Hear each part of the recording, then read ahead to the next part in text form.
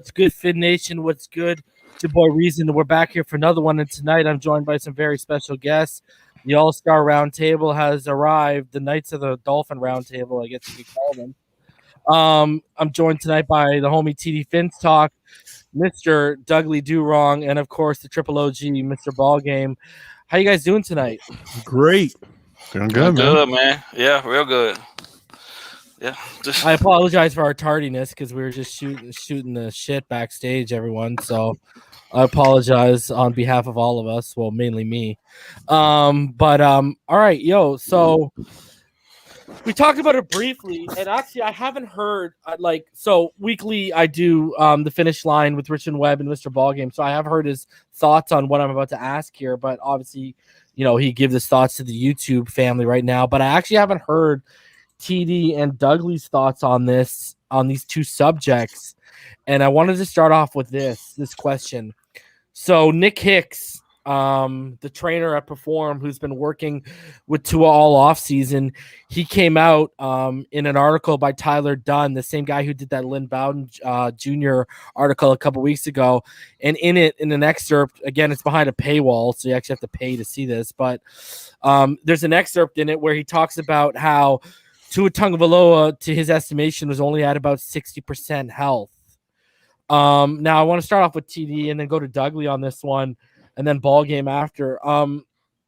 Okay, so you hear he was at 60% health. And let's say he's shortchanging him. Let's put him at 70% health. Okay, just for shits and gigs or whatever. And I gotta ask you the question.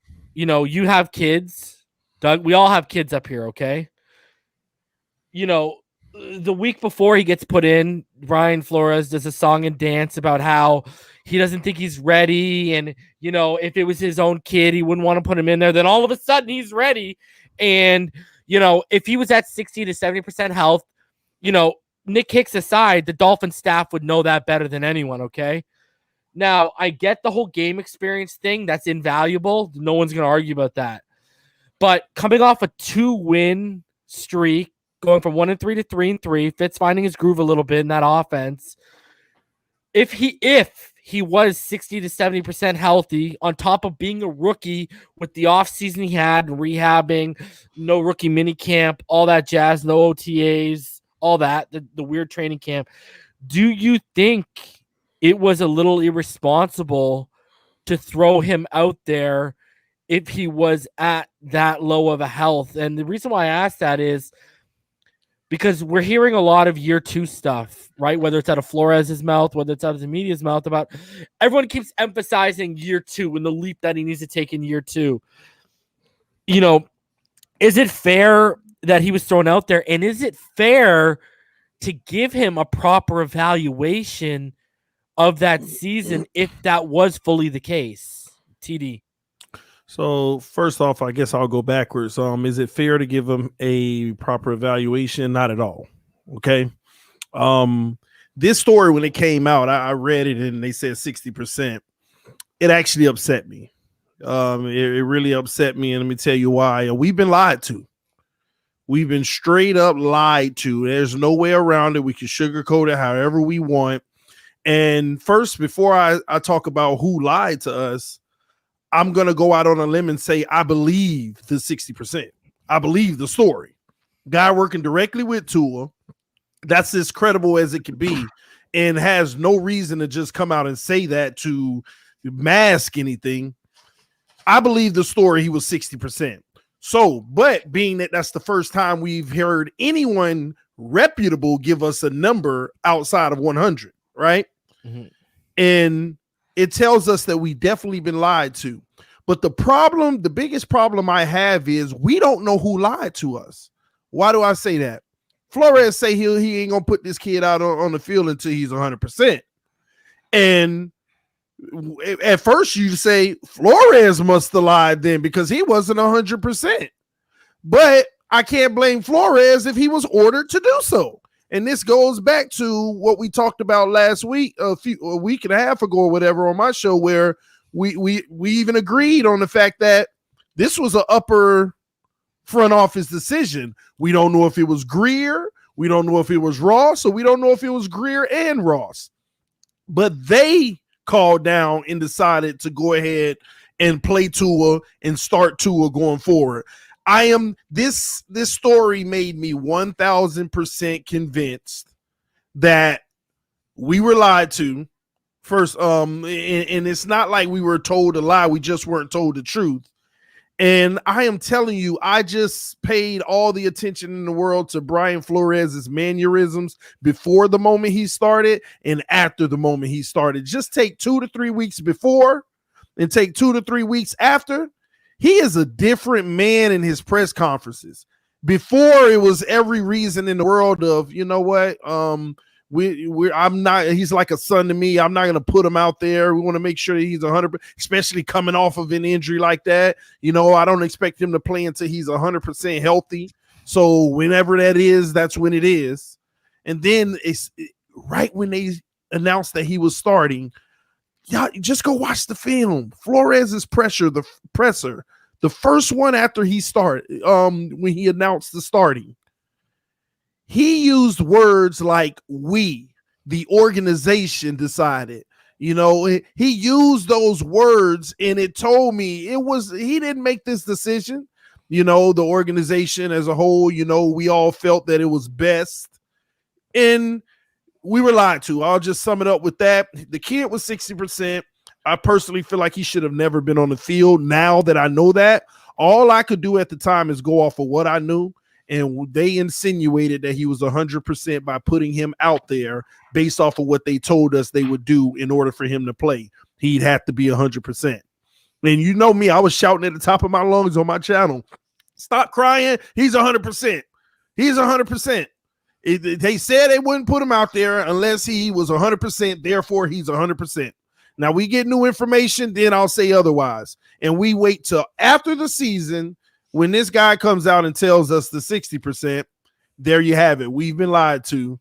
Now it's a matter of who's making these decisions and what reasons are they making them for, and are they really truly making them to the best interest of our team? And last thing I'll say on that, I want to get on them about that. That's a slap on the wrist, but I have to caution myself because I also have to not get on them for the simple fact of maybe there were other opportunities available and they wanted to see what they had, you know, but at the same token, it's still contradictory because you really can't see what you have with a 60% guy. Mm-hmm. So it's a big situation that this whole situation is bigger than people may make it seem, because there's a lot of confusion in the organization in this regard. Something is in status quo in this entire situation, and I honestly don't like it because it feels like there's some guessing going on, and that's not what we're trying to do at this point with all this talent ready to win. I think you made actually a lot of valid points there. Dougley, I mean, what are your thoughts on the situation? I mean, do you think it was a little bit irresponsible? I think that the whole situation, now that it's coming out that he was 60%, which I do believe, I honestly, you could see he wasn't 100%. Yeah. Not only in like the way he would take sacks, like his first sack from Aaron Donald, he popped back up. He was like, I'm good. I got that sack out of my system. Let's go. But his throwing motions, his throwing power, that all comes from the hips. You saw before he had the hip injury in college, in high school, this kid was throwing like 74-yard bombs. All of a sudden, he comes to the pros and it kind of flutters in the air a little bit. You could tell he wasn't 100%. When it comes to who to blame, that's where it gets real cloudy, right? We will never know why Flores put him out there, why Greer, why Raw, whoever made that decision, because it's murky water, really, when you think about it. Because if Flores agrees with these guys, or if Ross or Greer pressure Flores to do it, Flores is the one who's hitched to this quarterback. Flores is the one who's going to get the blunt of everything. So he needs to make the right decision for himself. Yeah, it's his boss being like, you need to do what I say. But it kind of also goes back to that whole, remember when Ross wanted Lamar Jackson situation? Yeah. Was that true or not? So we don't know in that aspect, but what the mess up that Brian Flores did is the same mess up that Tua did last week, and they said something that they shouldn't. Tua should have never mentioned the playbook. Brian Flores never should have mentioned 100%. Brian Flores should have just said, I wouldn't put him out there if I didn't feel comfortable doing it. Not saying I wouldn't put him out there if he wasn't 100%, because all of us are circling that 100% and saying, well, his trainers are saying 60, so why'd you lie to us? And Tua, everyone's circled. You didn't know the playbook, even though that's not what he said. You didn't. So there were certain words that they shouldn't have said. And honestly, I think Flores knew he wasn't 100%, but I think he knew he could play because he watched him practice. So he should have, it's just the wording. He should have just said, I wouldn't have put him out there if I didn't think he could do it, handle it, and was physically able. Like that's what they should have said. And then using the whole parent thing, reiterate that. Just it's that 100%. Just don't say the 100%. So yeah, I do believe he was only 60%. We saw it there, and it's like, who do you believe? Who do you believe is the reason he went out there? Because like you said, we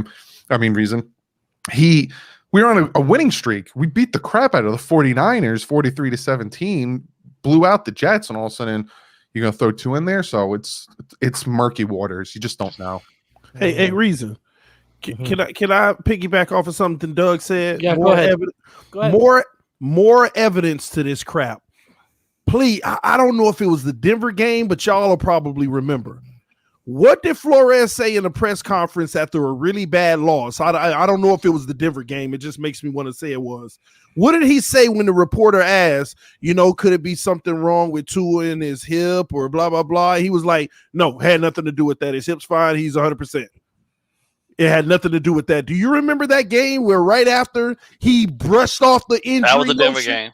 Yeah, it was the Denver game. He brushed off the injury note. She was like, has nothing to do with that. I mean, he's out there. It has nothing to do with the injury. He's out there. He's just fine.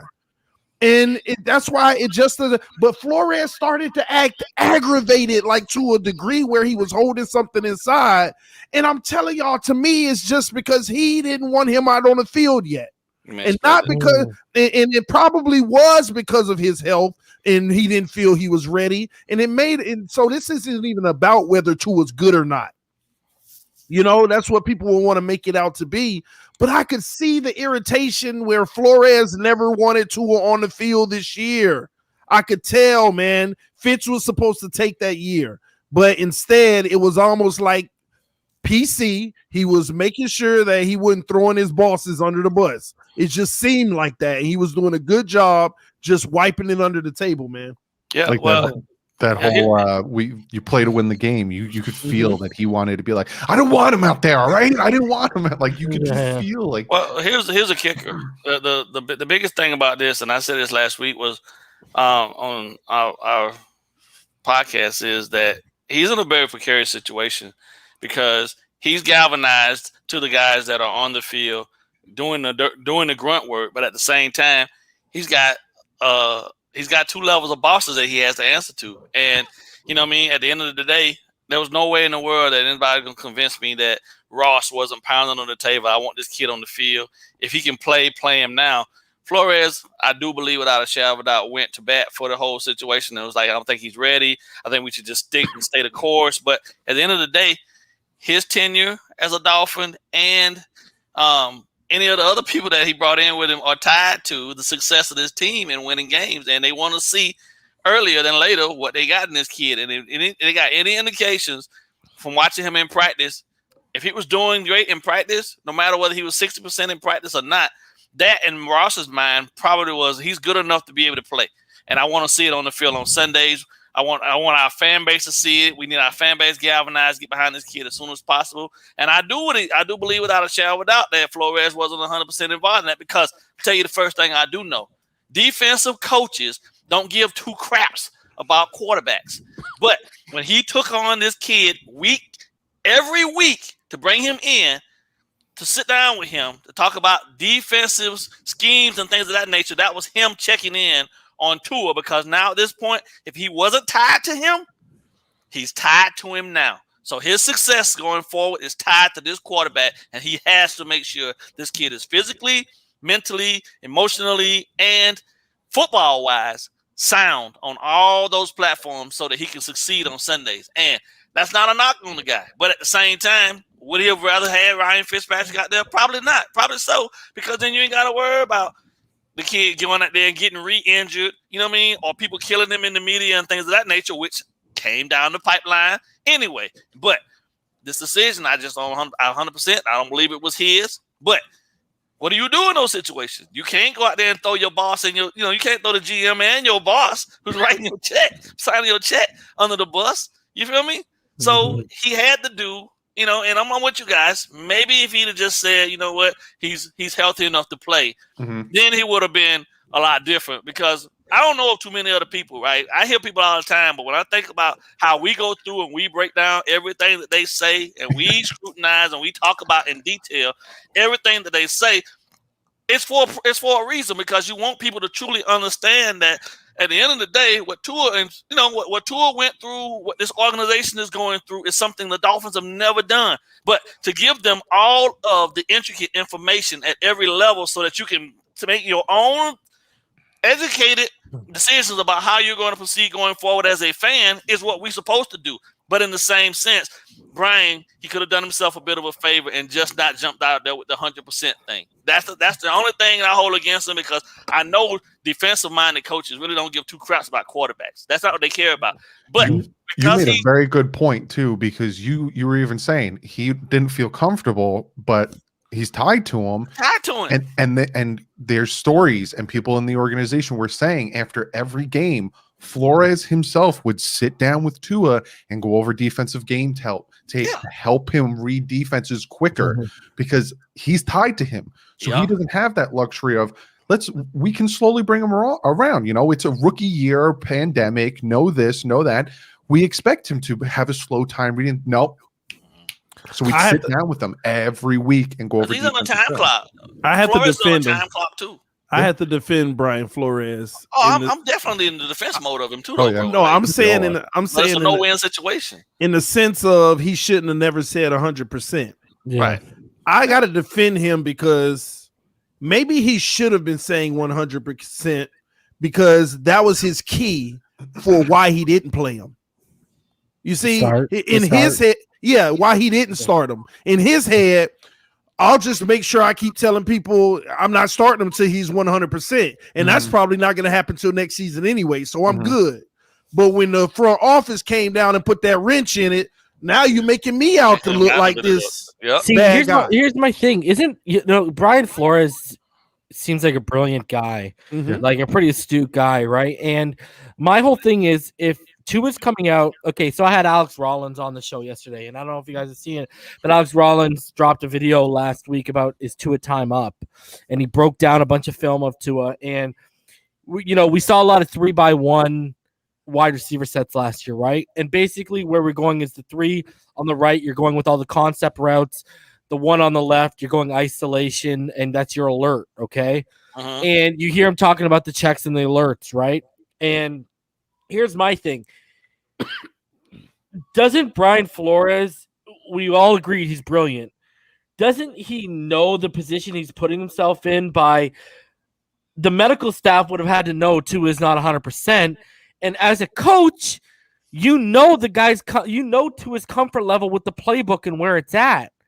So you're literally you're doubling up on putting yourself in a bad situation of, I got a rookie who knows, let's put it with the injury. 60% of the playbook, and he's 60% health.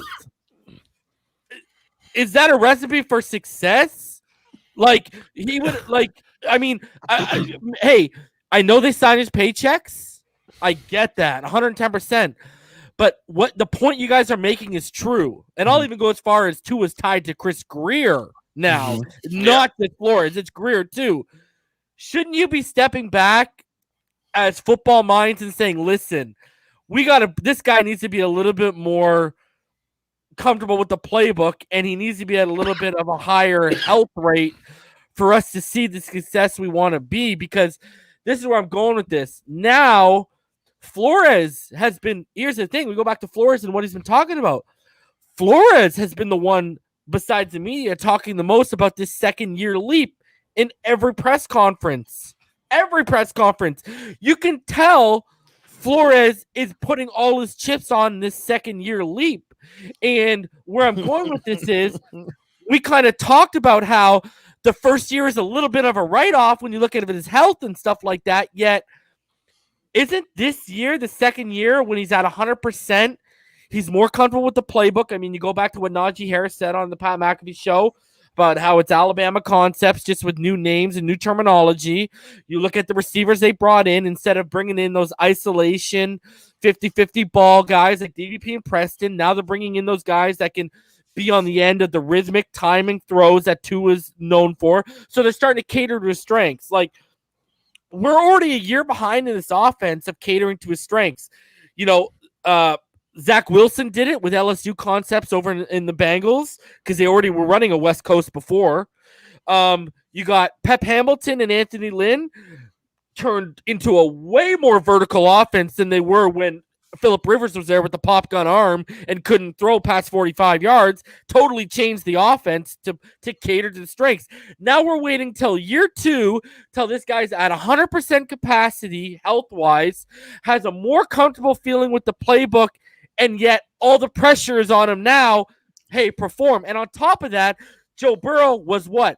A redshirt senior. He had 5 years in college. Justin Herbert was what? A 4-year senior. Okay, Tua came out as a junior. So all of these guys are getting afforded all these little extra caveats while Tua is basically, oh, you're 100%? Okay, well, we signed a couple guys. We brought in Charlie Fry. We promoted Godsey and Stoodsville to cater to you. You better perform or it's one and done. Like, and because if you actually take everything into hindsight, what we're talking about, this should be the first year of you giving him a fair evaluation. And yet they're only giving him 1 year of fair evaluation is the sense I'm getting from this front office. Like, it just, and yet we talked about it before we went live, guys. The offensive line has just as many or possibly more questions than we do about Tua. The running room. The running room literally hinges just like Tua on that offensive line success. This is the ugly part of the business, bro. This is the ugly part of the business. Yeah, but okay, here's the thing. I get the ugly, no patience, because hey, even back when I was just on TD's channel, what would I used to say? The NFL waits around for no one. Mm-hmm. I used to say that. Not for long, yeah. Sam Darnold's getting afforded all the chances in the world, bro. But and I'll go this deeper. Sorry, T. I'll go this deeper. He did that at 60% health and knowing 40 to 60% of the playbook. We cannot name an AFC East quarterback in the last decade that put up a better rookie season than him. Yet, people are like, yo, let's get out on this guy. And I ask you guys this. If we saw what we saw at 60% health and not being really, really comfortable with the playbook, we didn't even see his floor. We saw an anomaly. So what the hell is his floor, let alone what the hell is his ceiling? Anyways, yeah. go ahead, TD. I got, man, y'all been saying so many good points. I don't wrote them. I got 3 things, okay? Let's start with the unfair to Tua, what Reason was talking about. It is unfair to Tua, but that is the consequence of starting him mid-season when we did last year.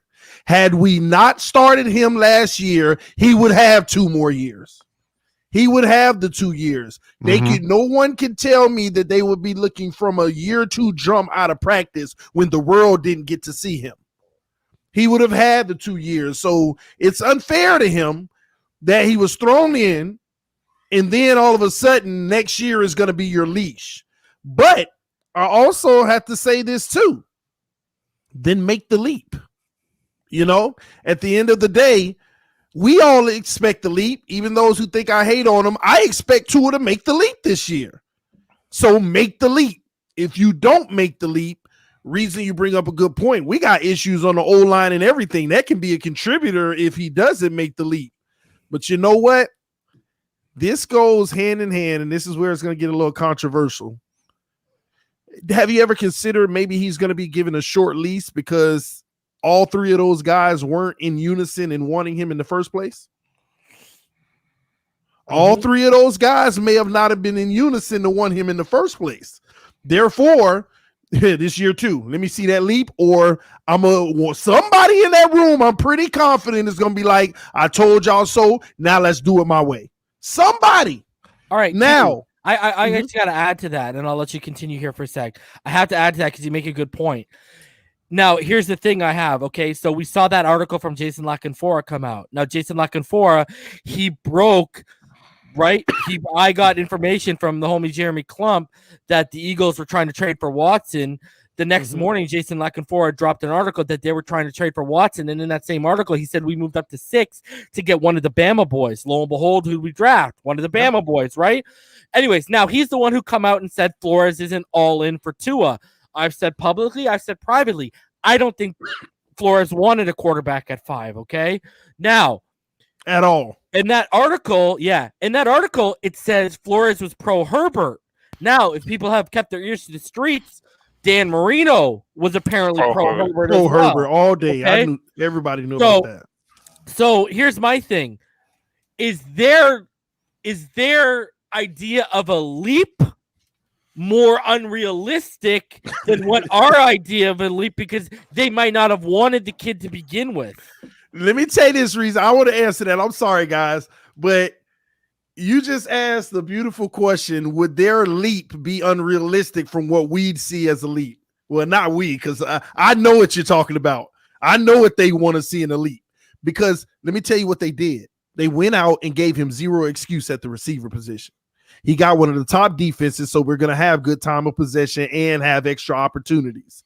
They are going to, if there's somebody in the organization that wasn't sold on him in the first place, they're going to be able to easily prove, let's move on if any bit of the leap doesn't happen because of what all we put around them. And they want a big leap. You know what kind of leap they want?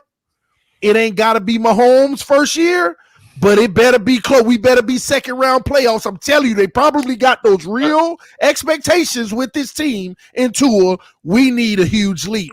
And I will say it's unfair. It's unfair. Yeah, but the playoffs piece is not just on him, though. I think more or less they want to see from him a true graduation of his skill set that people fell in love with from, saying what they saw at Alabama, and minus what was shown and some of the flash that he had from last year, build upon that to be that much more arguably the guy that should have been the number 1 pick hadn't he got hurt. I think, 3,000 to 3,200 yards with 21 to 23 touchdowns and, maybe 8-9 picks.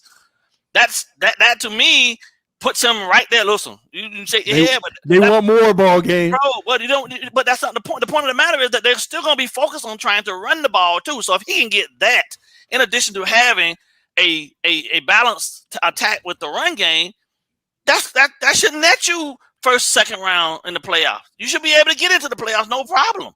I'm with you. I'm with you on that. I'm with you on that. I think we need to consider the fact of the one person in the room that may have not have wanted them, what their expectation is, and it might be unrealistic. That's all we're talking about, ball game. I'm with you. I'm with you. I'll be fine with 3,200 yards. I'll be fine with the stats you gave to say Tua is our future. Me, out of all people, me. I would be fine with it. That's a hell of a season. But listen, their expectation might be a little different, though, ball game. I understand that. It might be unfair. It might be unfair. I understand what you're saying, but I do think that whoever that is up there standing on the edge of that cliff ready to jump off in the event that thing don't happen, he need to get his head right down tight because listen, everybody get better, right?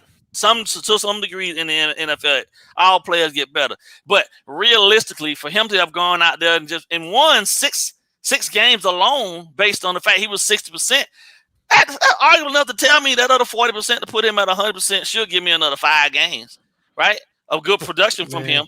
And if the defense holds up, listen, if the defense holds up and the offensive line can at least – come on, man. I mean, it's all tied in together. To put it all on this kid's shoulders, whoever that individual is that didn't want him, that's fine. You have your opinions about it, whatever the case may be. But at the end of the day, that's wrong to lay that all right at this kid's feet because it's a 3-part process. You got offense, defense, and special team, and he's a part of the offense. He's not the offense. He's a part of it. So they gave him, what you said, arguably, they took the excuses away. They gave him guys that can get and make plays for him if he can get the ball out to them.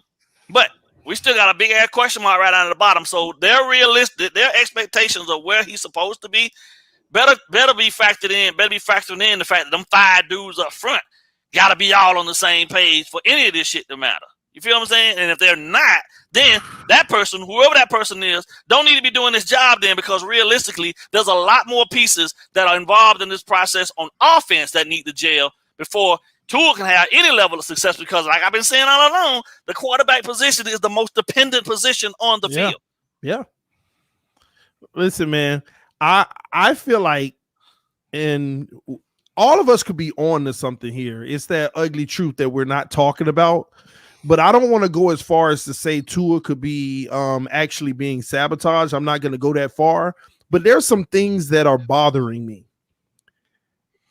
If the guy is 60%, he don't know the full playbook, all of these factors factoring in, and you put him in a Jets game where you're up like 23-0 or whatever it was, right? With 2 minutes left in the game. Can y'all explain to me why we throwing the ball? Yeah. And can y'all explain? Can you explain to me why we're bootlegging where he was already running for his life, running towards the sideline? Can y'all explain this to me? Something's just not adding up. It's just, and that could be me far-fetched. I could be far-fetched. Man, I don't, man, but that's even Changalia or whatever. I'm just saying something's not adding up. Like we expected, 2 a time, handoff. But this kid threw the ball, twice or something? Yeah.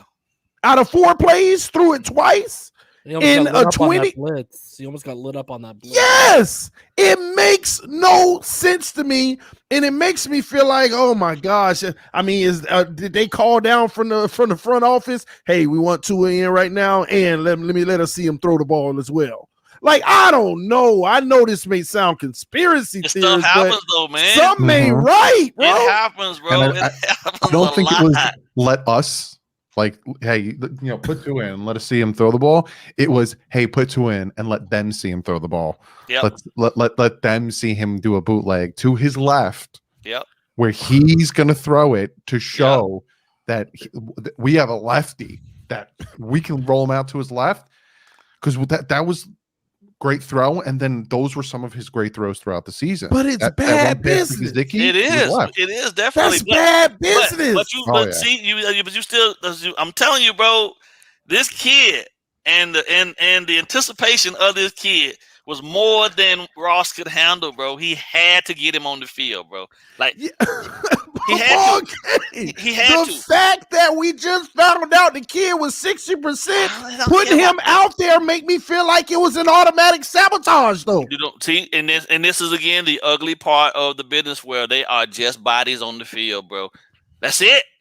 That's it, man. But no. But that's where I get pissed off, because is what we done been through in the last 20 years, and you playing games like that. We have an affinity and love for these players because we understand the grind and we understand what they have to go through to get to where they are, bro. But at that level, they are names on a pay sheet for him, bro. Who gonna generate? Who gonna feel? Who gonna, you know what I'm saying? That's all it is, bro. And unfortunately, man, the sooner these guys get that in their head, the better off they are in player wise, because then they can handle their business on the field with a different mindset too. Which is why I think all of this, bro, is stuff that if we sit around talking about it, I know Tua had these conversations with his dad. And his dad probably was asking the same thing. Why the hell would they bootleg you out, bro? You're up 23-0. Why didn't they just hand the ball out? What are they trying to do to you? You feel me? Like, so that's the question I would be asking my son after the game. Hey, like, that's what Tua did after the game. When he was sitting on the field by himself, was like, what are they doing to me? What are we doing now? No, in those instances, right?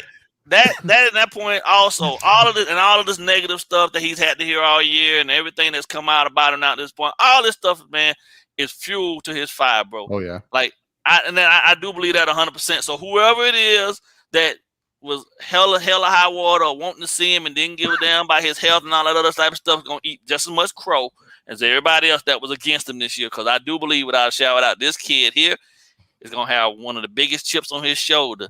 And it's gonna be a problem for the NFL, bro. But I don't know if you guys watched. I know Reason did, but the documentary or the little thing they did on Fox for Tua, his documentary, when he was in that NFL camp with Matt Hasselbeck, I think it was like the first like week or so, Matt Hasselbeck told Tua to stand up, and he told him he was garbage.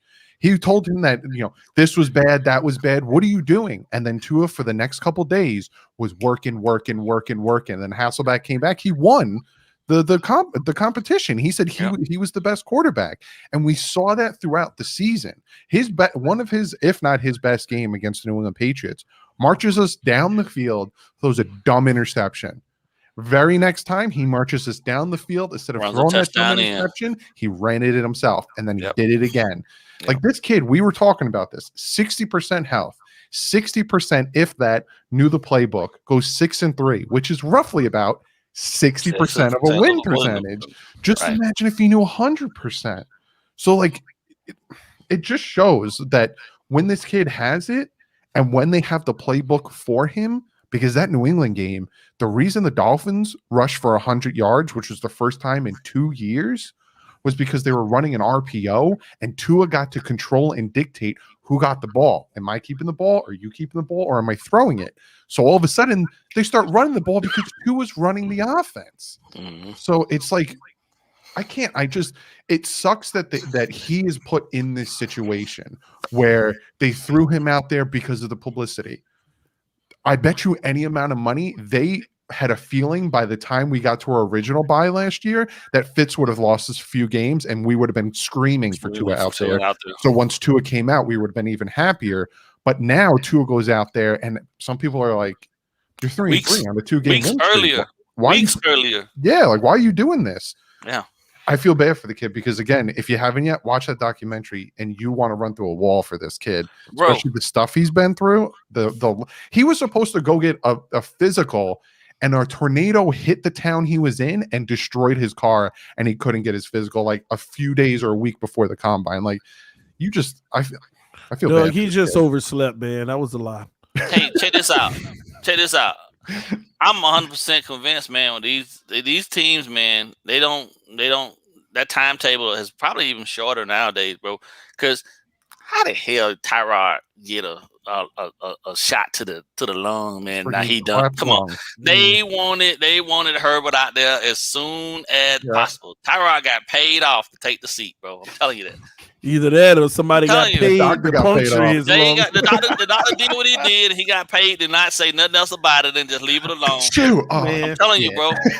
Yeah, I know. The same doctor that handled Michael Jackson, bro. Here's my last stance on that. I've been on the record to say Tua is a year 3 guy, and I could be wrong. We'll see. I've been on the record to say when he blossoms, it's going to be year 3, and it's going to be beautiful. Takes that long, man. But that's the problem, BallGame, because it goes back to what Reason said. If he ends up being a year 3 guy, we may never get to see year 3. That's the point of it. I think he'll do it. And then how Dolphins would it be if they give up on him and he goes somewhere out in balls? I tell every person that comments whether in Twitter in my comment section that says, "Oh, he sucks, we got to get rid of him." I'm like, we get rid of him. He goes to a team, he takes him to the whatever, wins a Super Bowl, and all of a sudden, so that same person, so Dolphins, we had such a great court. Like, I just can't stand it. I can't stand it. And I think he does enough this year. I believe he does enough this year, far and beyond, to shut anybody and their concerns up. Man, he gets to ride out the rest of his time, bro. Like, I really wouldn't be surprised if we see 4,200 yards, 32 touchdowns, and 8 to 10 interceptions. I really wouldn't be surprised. Yeah, that happens. I'm getting a jersey in every color, so I'm good. You and me both. Shit. I'm the number 1 2-in-ear. I'm a bigger 2-in-ear than every one of y'all. So, like 4,000 yards. Hey, I'm here for a BallGame. Yeah, that equals winning, and that also equals everyone stays healthy. Yeah. Florida-born donates $2 to his grade at overcoming adversity. MVP season coming. And I've heard a lot of that talk, like sleeper MVP. I'm not ready to go there yet, though. And because one of the mods here, Martin's brought up this point. He's like, doesn't it feel like the year before, like the offseason heading into Lamar Jackson's MVP season, where everyone was doubting whether he could play the position and whether he was a franchise guy, and then he came out and he performed the way he did. Now, obviously, the athleticism is a little bit different between the two of them, but I mean, you look at the work ethic this kid has and how hard he's working at his craft right now. I mean, we haven't seen a quarterback in Miami work this hard since, well, we didn't even see Dan Marino on social media. So, we haven't seen a quarterback work this hard in the last 20 years. And it goes back to what BallGame's talking about, the chip on the shoulder a little bit. I mean, it's clearly evident, when you go look at when Nick Hicks, again, referring back to his trainer, when he was on the Miami on the Rocks podcast, and he talked about how he basically, he implied that Tua is hearing all the noise right now. And now you got what's happened today. Aqib Talib comes out and says Deshaun Watson wants to come to Denver. Benjamin Albright, who's been on the show, friend of the show, we DM'd today after, he went to war with Miami Dolphin fans on Twitter. And basically what Benjamin Albright was getting lambasted by Dolphin fans over was he made the statement that, yes, they're giving him this year, but management is not sold on Tua Tagovailoa. And I think we can all clearly agree that we get that sense, we get that feeling.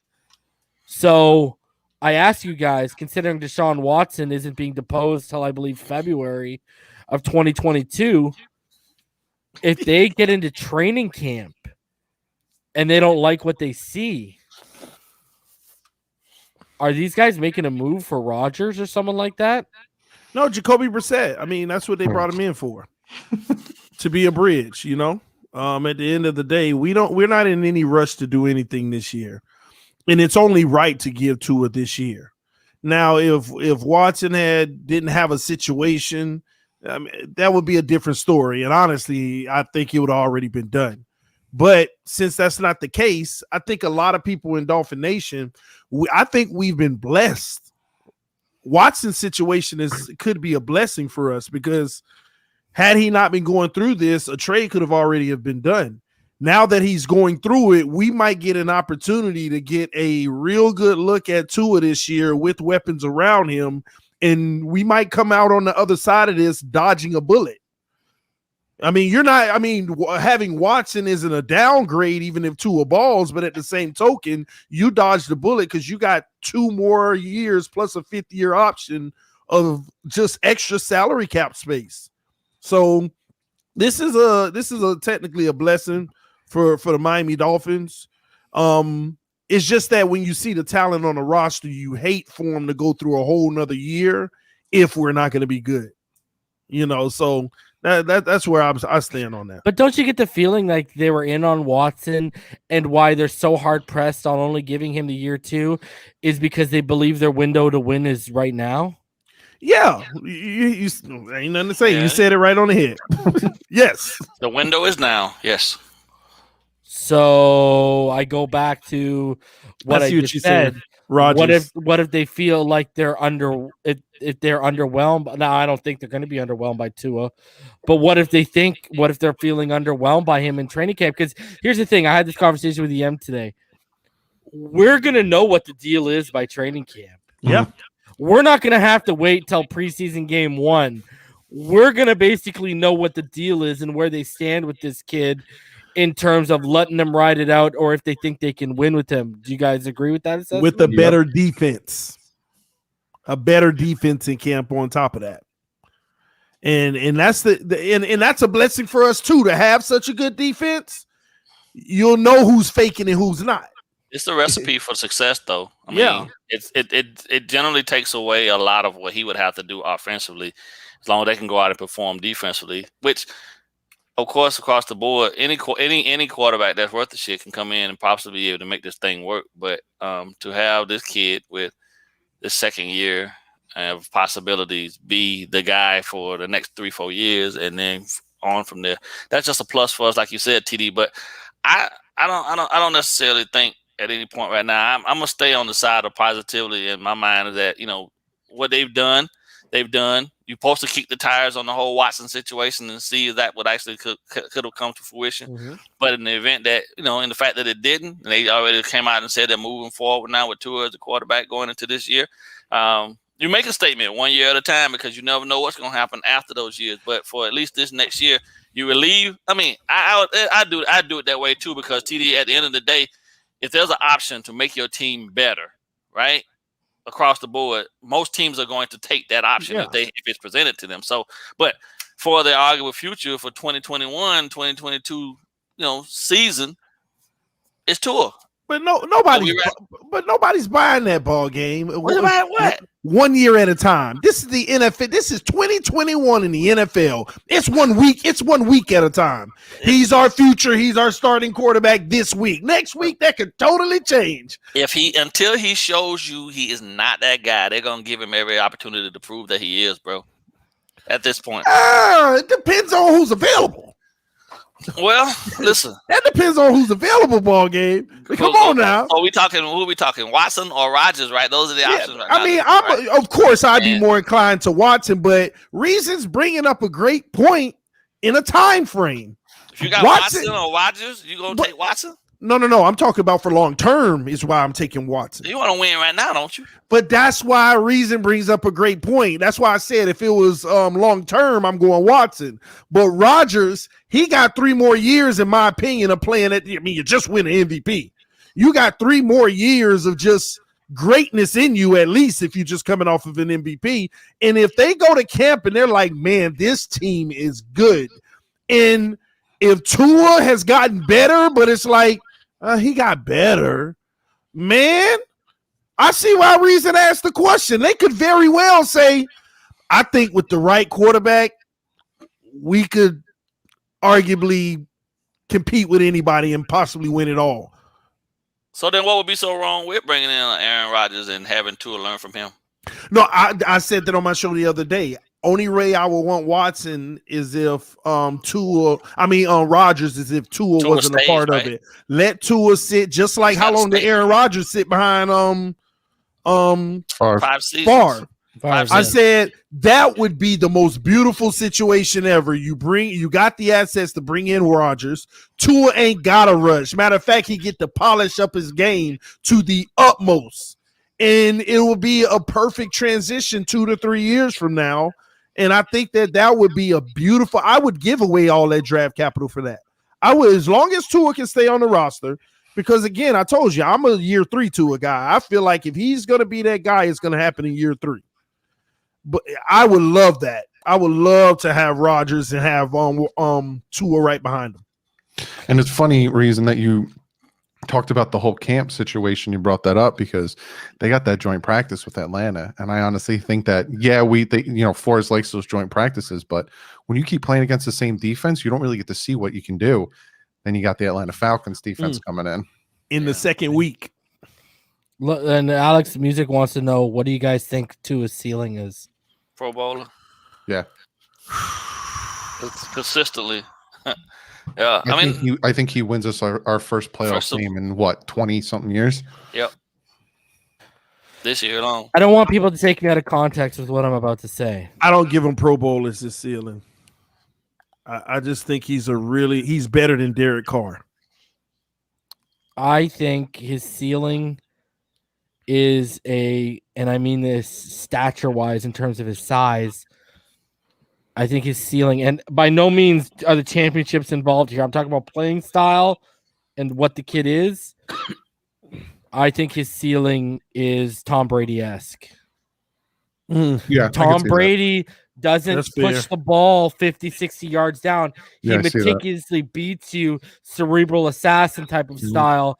I see that as what Tua, and Tua's a little bit more athletic, clearly, but you know what I mean? Steve didn't do that either, though.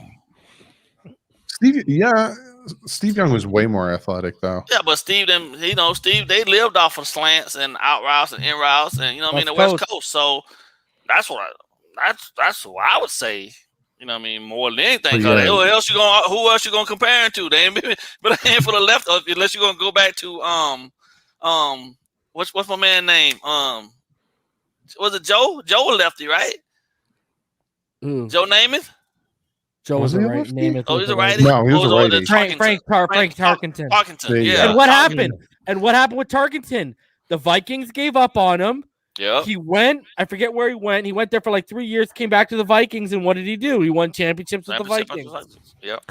Y'all think Tua's ceiling is Pro Bowl I think it's all or better? It's all pro. So what you're saying is he is the first or second best quarterback in the AFC every year. I mean, basically that's his ceiling. First or best? No.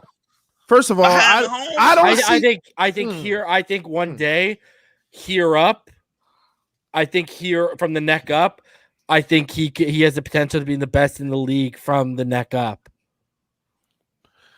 Okay, but what year is he going to be? So you think he's going to pass Mahomes at any point in his career? See, but that's different because Mahomes has physical tools that he doesn't have. Yeah, but when we talk about ceiling, you got to count that in.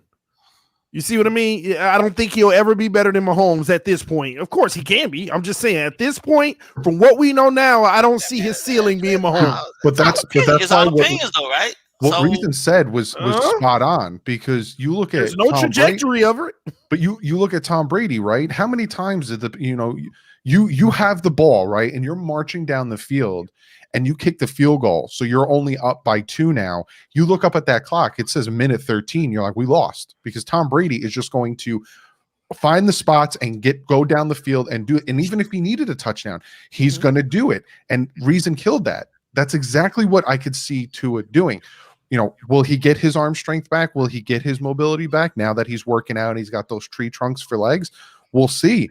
But Tua's got it all up here. And that was the biggest thing with Josh Rosen. He couldn't get this together because he had certain mechanics that were good.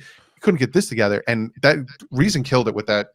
I think Tom Brady is his ceiling. And I think the way Tom Brady won his first Super Bowl, go look at his stats on that first Super Bowl. It was garbage. It was the defense that won him that first Super Bowl. The question asked isn't just Tua. The question that was asked isn't just about Tua. You have to ask that about every quarterback in the AFC when we talk about Pro Bowl. And why couldn't he arguably look at Joe Montana. Everyone can sit here and say Joe Montana was not better when you talk about a pure passer and physical traits than Dan Marino. But what did Montana have up here? And that's when the spotlight came on, especially in the playoffs, he just meticulously beat you. That's what I'm talking about. I see Tua's game becoming. I'm not knocking that. He's going to be great. But my thing is, we cannot discount the quarterbacks that are in this league now who, see, when you ask this question, you have to look at what is everyone's ceiling, and they're going to be playing at the same time as this kid. So can he beat this guy out to actually make the Pro Bowl or All Pro? Can he beat? I mean, right now, you can't even put him above Herbert. Even though you can feel like he's going to end up better than Herbert, but you can't put his ceiling above Herbert now. In all fairness, even after the injury in the playoffs, none of us would have put Andrew Luck over RG3 after year one. True. But I'm saying we wouldn't have, though. But we're automatically doing that for Tua. I'm saying what his ceiling is. I'm saying what his ceiling is. I'm not saying and to reach your ceiling, you got to get coached up. And that comes through experience and time. Now, you know what I mean? And here's the other thing Tom Brady had that Tua doesn't have yet. An offensive line and a stellar run game. When we find that, okay, you know what I mean? Then, like look at this. Look at how I know I don't want to use this word because it's the wrong word, but I'm going to use this because it's the only thing that comes to my mind. Look at how pedestrian the Buccaneers defense made Patrick Mahomes look in the Super Bowl with no offensive line. Sure, he was running around and extending plays, but at the end of the day, what was coming out of it? Zero, nothing. Mahomes trash though. But this guy, man. It goes back to what BallGame said about a quarterback's success is dependent on the others or on the other 10 guys around him on the offensive side of the football. Like, here you go. Perfect example. This is what I said last year, okay, all the time. I don't know if you guys heard me, but this is the comp I was making. Tua, when you look at his weapons and protection, the guy looked like Tom Brady in his final year at New England. And what did Tom Brady do at the end of the season? Fuck you, I'm out. See ya. Peace. I'm driving down to Tampa because y'all ain't giving me the weapons and y'all ain't giving me the protection that I need. He said enough of this. And out here, Tua's throwing to guys like Jakeem Grant, and God bless him. I love Lynn Bowden. But Lynn Bowden is one of your dependable top 2, top 3 guys. We're getting to that point. We were at Tom Brady final year in New England-esque weapons and protection around Tua. And what did the greatest ever to play the game say? See ya. See ya. Bye. Not even going to go cash in. Going to go let him spend money and just surround weapons with me and let's see what happens. And that was a guy, he knew that system better than Josh McDaniels. 21 years that guy, 21 years that guy spent in that system and said, I'm good. I'll go learn Spanish under Bruce Arians and try to run an offense in the Buccaneers. And what happened? Super Bowl. I'm not saying Tua's going to leave right away and get a Super Bowl, but that's a guy of 20 years. No one knows the offense better than him, and he says, you guys aren't surrounding me enough, peace out. And Tua was basically getting that. That's my counterpoint. So, yeah. Week 1, Jacoby Brissett, man. Bro, like I said backstage, I'd rather brisket than Brissett back there. And if Brissett's back there, bro, we better be prepared to eat the L's this season, okay? And I don't want to deal with this fan base, all right? Like, good God, Jacoby Brissett's starting. That would be brutal. Bro, I'm going to go live, and you're going to see my feet hanging by the Phinside logo back here, bro. Because it's over. If Brissett's starting, not only is the 2 experiment over, but guess what? This whole season's over, Brian, man. Brian Flores is out of there, bro. Brian Flores and Chris Greer are going to have to start answering for, you know what's going to come to the forefront? Why didn't you take Herbert, or why didn't you trade for Rodgers and Watson when you knew what was happening? They might have the biggest pass ever. You know why? Because it wasn't their decision. I don't know. People, because I've heard so many people say if it don't work out this year and Jacoby Brissett ends up playing or whatever, Flores will get fired. That depends on then we will have answers, ladies and gentlemen, on whose decision it was in the first place. See, but that's when it backfires, though. That's when all of a sudden, if that is true, that it was the owner, you're going to have these 2 guys throwing you under the bus, and then who else is going to hire them if they're throwing everyone under the? No. I don't think they're going to throw them under the bus. Stephen Ross is just going to say, "Okay, I was wrong. Go get your guy." It might be uncomfortable for people to have this conversation, but I've said on this channel, and I'll say it in front of you 3. I said it in front of EM. Okay, you also have to realize. What do we have that no other team has? An African-American GM and head coach. And I'll be as a white boy in Canada, I'll be the first one to tell you they are not going to be afforded the same leniencies and luxuries that a Caucasian duo is going to be afforded. That's just facts. It's an old boys club in the NFL, whether we want to believe it or not. And it's bigger. The excuses are not going to be taken well, brother. I mean, look at that. There's people, I've had people DM me on Facebook and say they live down in Miami and they feel some of the people hate on Tua Tagovailoa because of his skin color. What do you think they're going to do if they say you missed out on Herbert, you missed out on Watson, and potentially Rodgers, and you wasted the defense you put together on a guy who didn't pan out that you drafted 5th overall? Reason. It's going to be bad news, my friend. Bro, you're 1,000% correct because it's even bigger than that. Because if these 2 African-American males don't get it right, they're going to set an additional precedent going forward for African-American coaches. Now, this is why the question you asked earlier, Reason, like, ladies and gentlemen, get mad at me all you want. And I think all 4 of us on this panel are smart enough to not rule it out, even if we don't believe it's going to happen. they are going to be evaluating him in camp. Oh my, so micro. I mean, they are going to have to know before the start of the season, because the reason I say that, the only way to escape that is the big trade. The only way to escape this entire situation of getting it wrong potentially, and that's why I feel like it's unfair to Tua. I feel like he's in a trajectory that he will be okay. It's just that from point A to B of him right now and point B being okay, we don't know the length of that. But for these men, they may not have the length, so they may have to do drastic things just to guarantee, because nobody can blame them if they went and got a Rodgers, Watson, Russell or something and something didn't go right. I mean, it'll be hard to, but going to get them alone, man, and actually making this franchise a competitor, I'm telling y'all, you cannot rule it out this offseason. I know we're afforded another year to next year, but this offseason, it is not out of the woods that they could make a big deal. And they're sitting there weighing these options every day. I'm pretty confident they are. It's not out of the realm of possibility, man, because if they get this wrong, they screw it up for African-American coaches for a long time.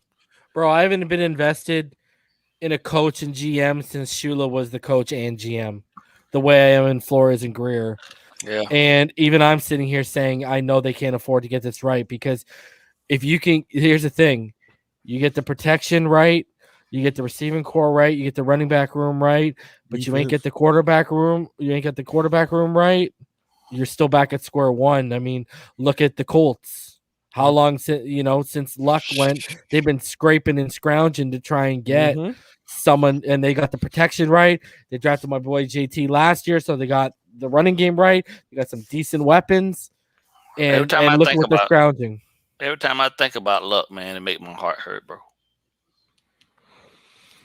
Yeah, it's a sad situation, bro. Freaking booed him. But let me ask you guys this. One of the Fans biggest are relentless, bro. Like, oh, bro, remember when they booed him when he was walking off the field and found out he retired? I cried for that guy, man. Ridiculous, bro. Because I know all too well, man. I've seen and been around guys, man, that just physically want to be out there, man, but their body just won't allow you to, man. And that guy took beatings, man, for that organization, bro. And no one that was there that day that booed him really understood truly what he had sacrificed, man. That to me is like the worst thing he could have ever experienced in all his time he spent in the NFL. And that's the thing that I'm hoping and praying that this kid too never has to face, man, because that would be like the ultimate smack in the face, man. I don't care how much of a fan you are, but at the end of the day, that guy is a human being out there playing a physically exhausting and demanding sport, trying to win for your team, and for them to boo him because he said that he can't physically do it anymore. It's not that he lost his love for the game. He physically couldn't do the rehabbing. And mentally. He said mentally he was, bro. He's like when the season was over, I had to go right into rehabbing, and it mentally and physically and they booed him. Ain't no break. You have to work even harder than you would if you were healthy. Yeah. Which is why I have so much respect for the grind Tua's been on, man, because it is exactly what Luck talked about, which is what he had to endure this offseason and what he's doing right now to get himself back to some normalcy for himself. You feel me? And for people not to even care and understand that, bro, like if you're a fan, then be a real fan. Like understand what these guys are really going through, man. Like they're not robots, bro. They're people, bro. You know what I mean? Flesh and blood, human beings, man. Like they're laying on the line for these teams and these organizations and these people. Some people just don't give a crap, bro. BallGame, give me my W's. There you go. See, I don't care. Listen, I care about their health, but give me my W's. Let me guys ask you this on a little bit more of a upbeat, interesting topic for people. In your opinion, do we carry 6 or 7 wide receivers in coming out of camp, who do you believe those 6 or 7 wide receivers are going to be? Eight. Where's my list? I have a list. 8. Oh, here we go. Oh, Mike Gesicki. Okay, I get it. I got you. I'll start. Fuller, Parker, Preston Williams, Waddle, Lynn Bowden, Mac Holland, and I'm going. That's 6 there, right? Oh, Albert Wilson, and that's 7. And then the I said 8, so I'm going with Grant. Yeah, I go 7 because the main thing, because I just found my list and I'm like, yeah, I like the 7 I got written down right now. Parker, Williams, and Grant, you don't know if they're going to stay healthy. Same thing with the offensive line. I just made a video about the offensive line. I could see us running with like 8 offensive linemen too, because you don't know. But for me, it's like Parker, Williams, Fuller, Grant, Bowden, Wilson, and then Waddle. So you still kept Grant. Yeah, I'm having him do kick return. So what are you doing? What are you doing with Matt Hollins then? Because Matt Hollins is one of our number 1 special teams guys. I changed him. He's not a wide receiver anymore. He's a tight end. You switched him to a tight end. Nah, you cheated. You cheated. So okay. TD, who do you got? What do you got? What do you got? 6 or 7, and who do you got? He's got to stay because he's a special teamer and he's so good at it too. Yeah. Okay. Mine is the same as BallGame. I just don't know about Mac Hollins. You know who? No. Did BallGame say Grant? Yeah. No, that ain't how he gonna get traded. Because they're gonna let those other guys do the return game, and I'm pissed about it. I don't want them returning kicks, but they will. But you know who I think is on the bubble that may not make the team? Preston. I wouldn't be surprised. I feel like Preston may just not make the team. At his position, we brought in weapons. And there's only 2 guys like him on. There's only 2 of them on the team though. He and Parker. They're the only 2 50-50 guys at receiver that we have. So but those guys are becoming null and void now with the offense. Because BallGame, if we keep Gesicki, then it's not 2 guys. And I say that seriously because think about 50-50. You saying the 50-50 guys. The 50-50 guys ain't going to be on the field all the time. You don't think Fuller ain't going to line up out there on occasions? That's not what I'm saying. I'm just saying, though, you going to put Slugbug Gesicki out there? It's a 50-50 ball game. 50-50 for what? 8 yards? No. 50-50 is 35 yards down the field. No, listen. 20, at least 20. Gesicki's a slug bug, bro. Come on, man. Like a foot race between him, Parker, and Wilson. I mean, and Williams. Let me do 3 biggest targets, bro. Like, let's get something straight. Something straight. No. First of all, let's get something straight. If our offense is supposed to be what it's supposed to be, we shouldn't even be saying the word 50-50 out of our mouths. But it's still, he has the best. He had the most continuity with Tua prior to. I get that, but my whole point is get traded before Williams will. We should never say the words 50-50 anymore. Look how we've succumbed to 50-50. Why have we even been saying 50-50 in the first place? We should never have 50-50. We need separation, win your battle and catch the ball and get some yak. Preston was doing that, though. Preston did have a step on this guy, but again, when you're bringing in Fuller, when you got Waddle, you're going to let them jet up the sideline if anything. But you're still going to need that true X receiver, bro. Like, those guys are wide. Those guys are Z's because you move them around in motion and things of that nature. You still need your backside possession. I need this 10-yard right now on this out route. I need this dig route. I need this comeback. You still need that big body, bro. Drax. Well, in all fairness, Houston used Fuller as their X. Yes, but that's my whole ball game. How many percent, what percent of the snaps you think Preston's going to get this year adding Waddle and Fuller? That's all I'm saying here. I mean, this man's going to have a limited role anyway.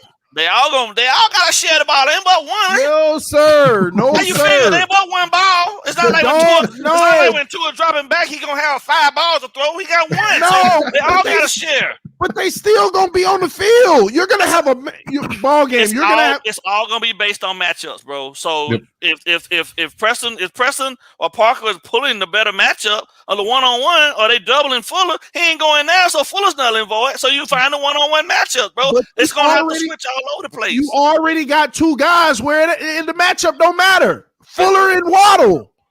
And Parker's gonna be out there on the field more than any of them, if you ask me. You still need depth.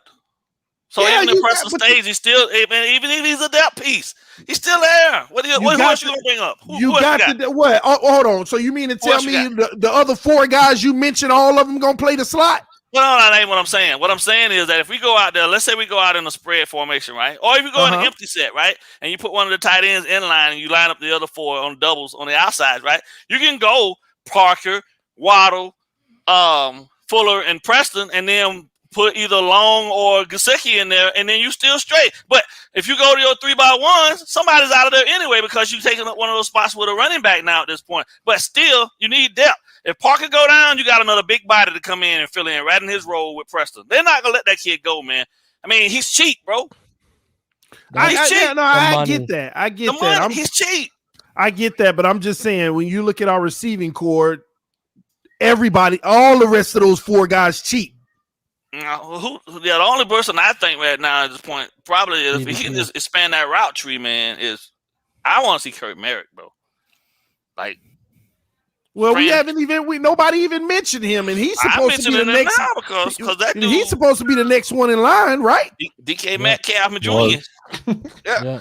He just gotta learn. He gotta learn the route tree, man. But you know what? I don't have Grant making the team. Okay.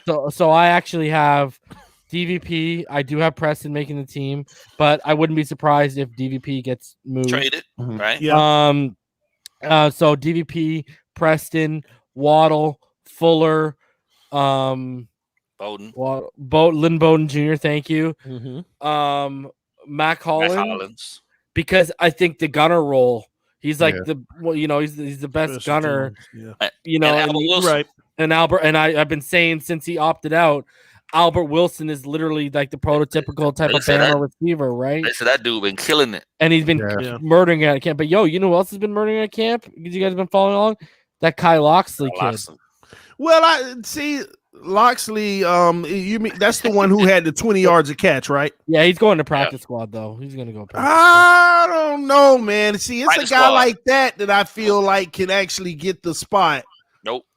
I feel like a guy like that could eventually. I mean, he's already been in this league, played real game time, and proved it with 20 yards of catch. I know it's a small sample size. Are you talking about Robert Foster? Foster, yeah. Excuse me. I'm tripping. Yeah, I don't see Foster. I don't see Kai Loxley is the quarterback from UTEP that they converted to wide receiver. And honestly, I think Kirk Merritt, like I've talked about this, last year, right? If you go back to training camp, him and Tua were starting to build chemistry. He lit Byron Jones up on a couple big plays in training camp, but then again, who didn't in training camp? And and the whole thing was, the guy that would have been Herbert's number one target. Obviously, he was brought to Oregon, recruited to Oregon, had the pictures, the indecent pictures he sent to the women or whatever. Then he went to Arkansas State, and I think it became more of a, hey, just go out there and we'll get the ball to the best athlete on the field, which was him. The guy's legit 4.3 speed, and his muscles have muscles. He's bricked up like DK Metcalf. And I think, he got he got hit with COVID. He got the injury in training camp. And I think it's just been all about expanding his route tree. That's the guy. If I'm a receiver, if I'm a Preston or a DVP, that's the guy I'm looking over my shoulder, because at the size he's at, the guy's a 49-inch vertical. The 6'1". size the size he's at, the speed he can run. Why wouldn't you want to put him on special teams and return kicks? He's built to take the beating over 16 games, and he's fast enough to do it. All he's got to do is understand angles. That's all he's got that's really all you got to do. True. But I truly think they're going to put Waddle on special teams. So you don't think Foster can make this roster? I think that's another guy. He could. It just depends, though. Because Josh Allen was killing it with them, but that's another guy. You go back to Bama. To Bama, he's got hurt every year. Yeah. Well, Preston. I mean, Well, that's the thing. You got to be. Here's the thing with Preston, and again, I talked about it earlier about big receivers, though, man. The Dolphins' way. See this. Wouldn't it be so Dolphins if he's hurt for his first 2 years and then he goes out this season and balls out and gets paid? Yeah, true. Yep. But you know what? It's here's the person that's probably going to make this whole situation easier. Where a lot of these guys are going to make it if they trade Parker. Mm-hmm. See, that's going to blow it all out of it, and it can really happen. Honestly, TD, I think you have to trade DVP or Parker. DVP or Preston. Because we're no longer that isolation 50-50. Those guys were built for a Ryan Fitzpatrick offense. They're not built for a Tua Tagovailoa offense. Now, but Preston doesn't have no value. Of the two of them, though, Preston could probably make the transition a lot easier than Parker could. Just based on some of the routes that he was running last year that they didn't even give Parker to run. So believe it, ball game, good point. Go ahead, man. You got me excited because I'm just saying, like, because I would trade Parker. Yeah, I would keep Preston because he would be the guy out for me. Parker would be the guy. Unfortunately, he'd be the guy out for me, and I'd keep Preston. What people don't realize is when they both were healthy on the field at the beginning of the season, Preston was putting up better stats. He was on his way to over 1,000. Yeah, he was blowing Parker out of the water. Parker was the number 2 looking like. There you go. And then he got hurt, and then it was all on Parker 50-50 balls, and Parker started balling out. But Preston was the guy, and him and Tua has much better chemistry. But let me hit you with this, TD. Something that I think Tua developed that not enough people talk about, and BallGame's heard me talk about this before, is his understanding of leverage, especially with Parker, where look at how many flags he was drawing off Parker with his leverage. Like, you do not see rookies draw the amount of flags that he was drawing, and he was able. Remember, what was that one game where they're picking on that cornerback? Was it the Rams game? What was that game where he drew like 2 or 3 flags in that game alone, just off understanding the leverage battle that Parker was winning, and he was intentionally underthrowing it so Parker can come back and high point it. But I agree with you guys. I know you're talking about. Preston clearly had better.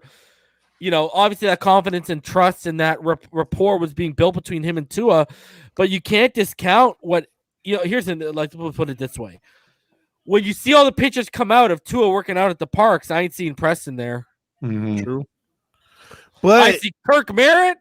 I see DVP. I see Albert Wilson, who's coincidentally now, what's he doing? Balling out now. And Jakeem Grant. And, oh, Jesus Christ. Listen, reason, good point, but here's the deal. I get the chemistry that he built with Parker, with the leverage that he was using, but I take those teardrops to Preston over that any day. Tua was in sync with Preston. I mean, the ball was dropping. Preston would have a 1 foot separation, and that ball was dropping right where it needed to be for Preston. See, I don't care what you saw with any other receiver in Tua. The only receiver I saw great chemistry and teardrops was to Preston Williams. Period. Everybody else, it was a 50-50 overthrow, underthrow, or something. Or, hey, got a completion here or whatever. But Preston, it was day one chemistry, and it highlighted what Tua could be on a consistent basis, but he didn't get him consistently.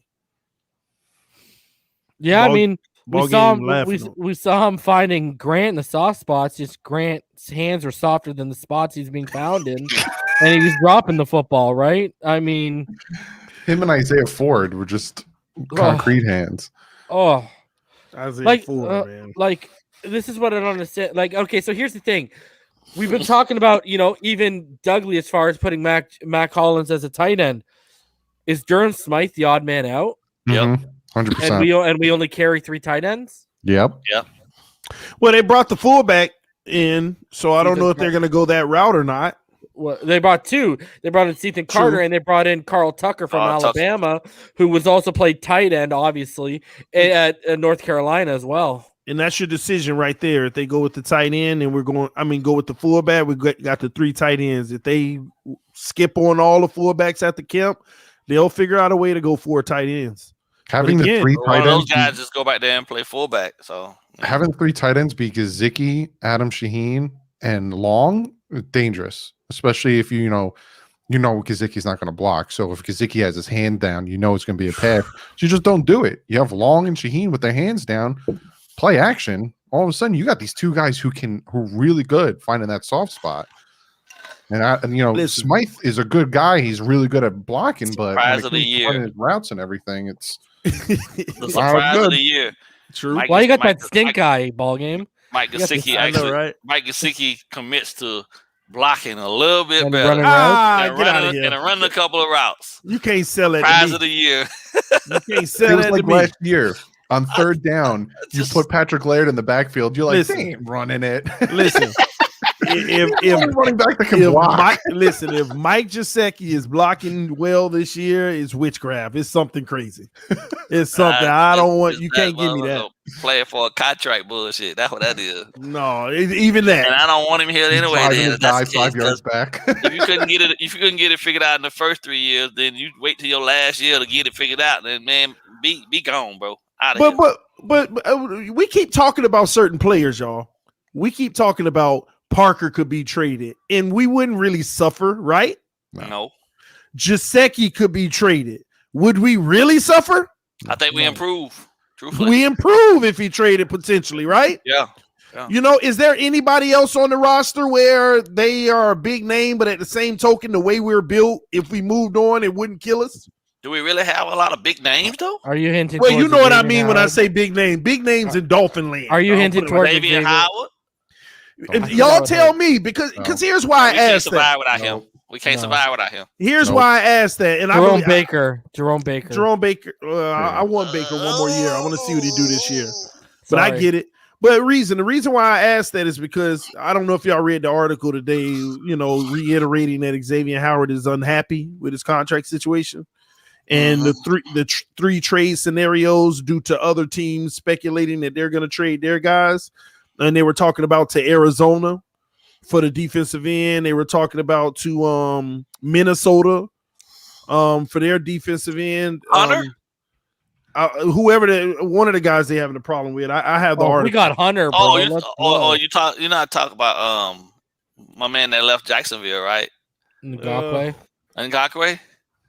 I'd have to pull it back up. Let me see. Matter of fact, I have it up. I have it right here. Let me give you the three scenarios they listed. I don't think Is defensive it for- is is it as for valuable X? as Is it corners, for bro. X? The first correct? one is Xavier Howard traded for Chandler Jones for Arizona Cardinals in some draft capital for us. And then the second one was Xavier Howard to Minnesota for Daniel Hunter. Because they're having issues with his contract situation or whatever. Nah, So- I might entertain that one. You know what I mean? Daniel In the Hunter is la- no joke. In the last one, they had Xavier Howard, Tua Tagovailoa, and 3 first-round picks for Russell Wilson. Oh, they there you they go. had that in here. Are you serious? Yeah, they No. said because due to these teams, the whispering that's going on about still potentially trading, they said right now the organizations are still calling, and all three of these organizations are still listening to calls on number one. Right here. Number one is of course Russell Wilson. Ooh, Number Daniel two, Chandler Jones, and number three Jones too old. is Daniel Hunter. Yeah. Daniel Hunter right where he need to be Oh. though. Oof. Daniel Hunter in 2018 and 2019. You're talking about like back-to-back 14 and a half. 1400. sacks. Hey, yeah, man. Yeah. Good lord. So they're talking about putting them opposite Patrick Peterson, but getting rid of Daniel Hunter. Oh, Well, he's out of the Oh. AFC. Because both players make a little over 12 million. Both of their contracts line right up. bro, our front seven would be disgusting. And then now the rumors of Bernardrick McKinney having to play off the edge, you can kill that. 'cause you Kill can that. stick Put him in the back in middle. Mike. Oh. But then what do you geez. do with Baker? Baker's best strength is an off-ball blitzer. So what do you do with Baker now? Because you're going to be getting enough pressure off that front where he's going to be a mute point. Oh my god. Ugh. Think about and here's the other thing. But how do you do that front four? I love But to how have do, those. but how do you do that front four? Because you're probably not standing Daniel Hunter up. No. So what you're doing is your ends are going to be Ogba and Daniel Hunter. Where does Wilkins now factor in? Because you're going to be standing up. Yeah, that's Jalen Phillips and Andrew you see, Van they say Ginkel. they want more from Wilkins this year. Yeah. Well, I would too. You invested a 13th overall pick. What is he really? You got guys like Dexter Lawrence, who was on that same defense, giving you more, and he's the prototypical nose tackle we could have had, and kicking Raekwon out to an end right now. You go look at Josh Jacobs was taken after him in the first round. There's multiple players that are giving you more than what Wilkins did. Wilkins highlights are jumping on players mainly. The article said that the Miami Dolphins would never need to deploy the blitz. If they brought in Daniel that front by itself, those guys can get off on their own. And I think what they mean by 2023. I think what they mean by more from Wilkins is he's obviously very stout against the run. You saw our run defense dipped when he was out, and then it shot back up when he came back. But you need more in the pass rush situations if he's going to be a complete 3 down. Oh, that ain't no even trade. No. I'm saying though, because we're gonna have to pay him at some point, right? They're gonna have to move on from him. But they get Danielle Hunter in, then you think Ogba's gone, Doug? If they get Danielle Hunter, If not, on a contract, they're gonna get a young boy. They're gonna get a young boy Phillips pretty much every opportunity to play early and often, bro. So damn. So y'all like Hunter that much? Yeah, he's a beast. He's a beast, bro. Yeah. You're losing X and hoping that Noah is ready though. When you've already pretty much solidified probably having one of the best secondaries in the league. And that's what I was going to ask you guys. We talked about Tua needing to take a leap. Yeah, I don't like it. Changing Austin Jackson and Noah Benogany. Yeah. You were also first-round picks. And let's be honest, you could have taken Cesar Ruiz at 18, come back around at 26, and Austin Jackson probably would have still been on the board. On top of that, we've still been scrounging to figure out this running back game to get that alpha in the room. From what I understood, from what I was told privately, we tried to trade up with the Minnesota Vikings. And what they wanted was they wanted the 36, they wanted the 50th, and a day 2 pick next year so we could get in front and get Najee. We said, go F yourself. And then we missed out on Javonte Williams as well. So you drafted Noah Benogany. If we don't move X this year, guys, you drafted Noah Benogany 2 to 3 years early, and you gave up on that entire running back class. Yeah. You had your pick in the litter. Clyde Edwards-Helaire wasn't off the board yet. I get getting it ahead of the curve. I mean, look, I always praise Kansas City. They took Lucas Niang last year, who I absolutely loved out of TCU, and now they moved off Mitchell Schwartz because he's going to be one of the guys stepping up at right tackle. But they did it a year early. We knowing Benogany, I get to it. There's pressure on Tua because of the position he plays. But is there not pressure on Austin Jackson, Mr. 18th pick, and Noah Benogany, Mr. 30th reach? Because, and I call him a reach because, guys, I'd do it, man. We drafted him off potential. Yeah, I'd do it. And drafting players off potential can get you fired in this league. I'd do it, bro. I'd trade him. I'd trade X to them for the punter, thinking about it. You know why? You know why? Because then the way that guy generates pressure, bro. Like you legitimately wouldn't have to. Like Noah Zero blitz will never come back into the equation ever again. No, you wouldn't have to. You wouldn't have to. I'm one that constantly thinks that trenches, offense and defense. If your defensive front can get pressure on the quarterback without sending blitzes, and you don't have your corners covering a guy for more than 4 seconds, running around with chicken head cut off, you're going to win these games. And that's why we lost a few games last year. There's no pressure. I'll tell you this, Doug. Josh Allen ain't running around like a little pretty boy back there against this defense if you had someone like that. Not with Jalen Phillips on the field. Nope. And Daniel Hunter. I can't wait for him to slam friggin' Josh Allen to the ground. I'd do it. Yeah. I love X to death, but did you see that play? I put it in my prospect preview. I don't know if you guys watched the Clemson game last year, but Trevor Lawrence stepped out of the pocket. And he's Jalen Phillips chased him down 16 yards, caught him, and forced a fumble. Mm-hmm. yeah. Yeah, I remember that. Ugh. Hey, listen, real quick reason. I can't omit this with the whole Hunter thing. He's gonna cost about 19 mil a year. That's what his market value would be with the salary cap going down. Pay it. And X would be going up from like 12 to maybe 17 or something. You think? Pay it. It's worth it. I got it worth it, bro. The only thing I can say of why it would be worth it is because of how many rookie contracts we have on this team right now. Yeah. Yeah, that's true. And for the next 3 years. Like you're That's basically replacing X's contract with a rookie contract in terms of Noah, right? Yeah. Mhm. Yeah. And you got the 4 years in the fifth option. After this year, his dead cap is Daniel Hunter is $7 million, and then in 2023 it's $2 million. So So so that would be smart because you could bring him in and use those 2 years mhm. to spread that Recoup. contract Yes. because he's still under. So he's younger than. He's a 6-year vet. Yeah, he's not that. He's 26. It's like 26, So hold on, how old is X? 28. 20, yeah, Around there. 28. Really? Yeah. Him and Jones, both 28. I didn't know Hunter was that young. Yeah. I thought it was. And he's Man, already a 2-time Pro Bowler. I was looking at him as like the same age as X, so he's No. younger too. Yeah. Yeah, I think X is going to be 28 by the time the year starts. Oh, yeah, he his didn't. birthday's and- July 4th. Huh, They look at just that. reported Hunter did not show up to any OTAs Pull and was not present this week. Remember, he Well, wanted a yeah, Said contract. he don't mind He wanted losing a the money. contract. Pull He the wanted a trigger. contract last year.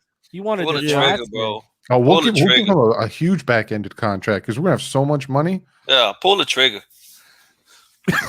Yeah, what do we without trigger. any No, you know- without any cuts? We're sitting at what 62 million next year? next year Yeah. without any cuts. And, 66. Yeah. 66. They're gonna be Bro. like this. They're gonna be like, "Yo, Hunter, we'll give you one of these this year, and then we'll pay you next year." what is that? What is that? What is that? Pull What the is that? trigger. No, you could use these 2 years and Is it- give the extension, and then you could spread it out in with these 2 years to save you some money. Oh my God. Like he could have a 7-year deal right now. If you wanted to give him a 5-year deal, you could use Long- these 2 and bring it all the way into like 2028.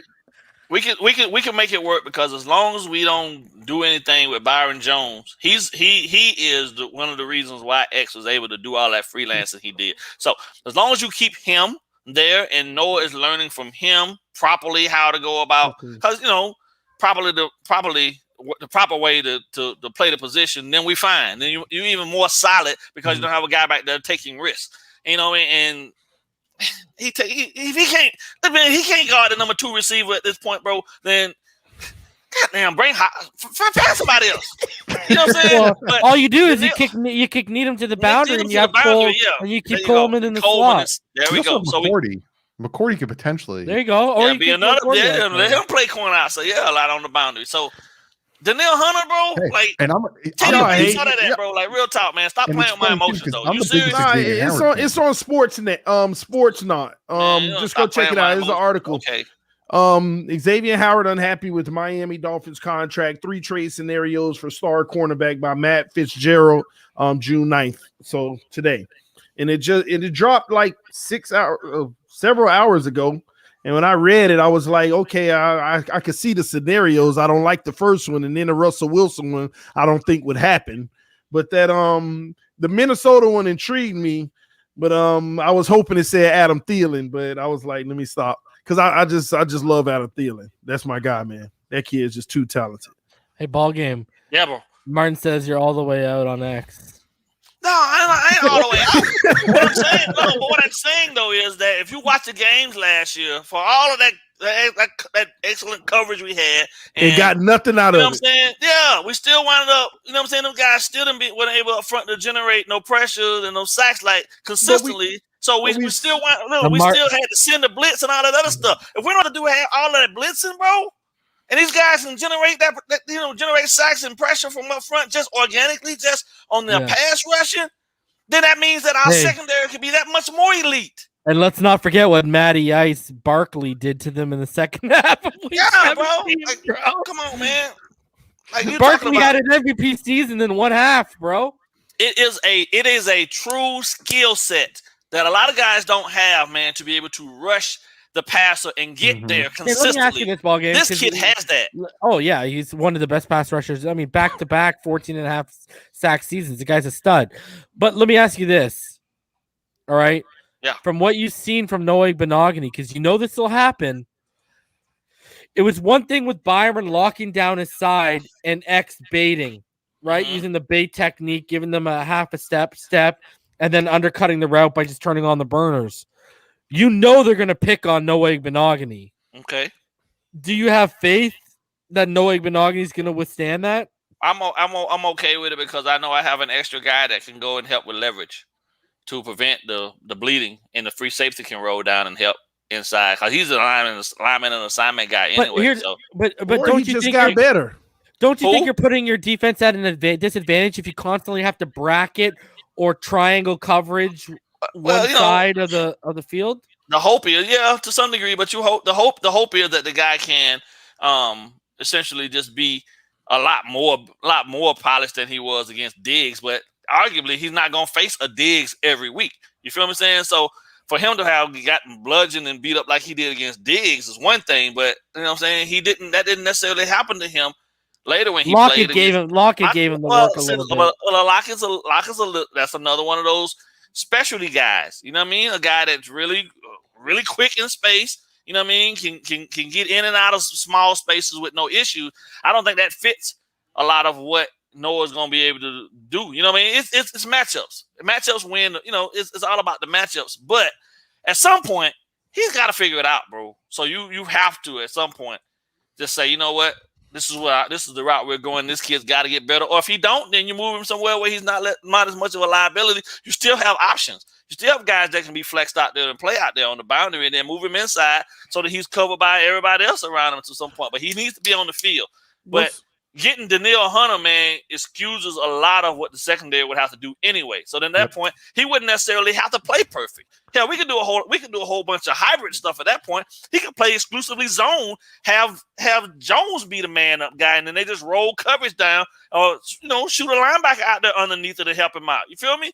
There's a whole bunch of stuff that they could do creatively at that point, but we went man more so because we had two guys that excelled at it. But if you have one guy that can't, then you just become a little more creative with the coverages. But $12.5 million to go swap that for Danielle Hunter, who can possibly bring us another 12 to 14 sacks. Hell yeah, I'm all over that, bro. That's something we haven't had. And the guy's solid against the run too. You saw exactly what could happen in the Chargers game last year when you get into a quarterback's head, because Justin Herbert was not prepared for that Dolphin defense.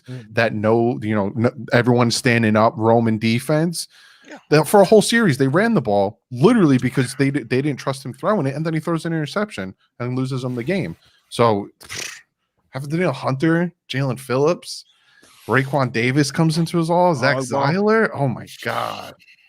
And last year we ran a lot of those Ruby and Diamond looks with 5-6 DBs out there too. So you will have help out on the field for sure. Yeah. Right. But don't you guys think like isn't there just as much pressure on Austin Jackson and Noah Benogany this year to validate where they were selected as there is Tua? Yeah. Hell yeah.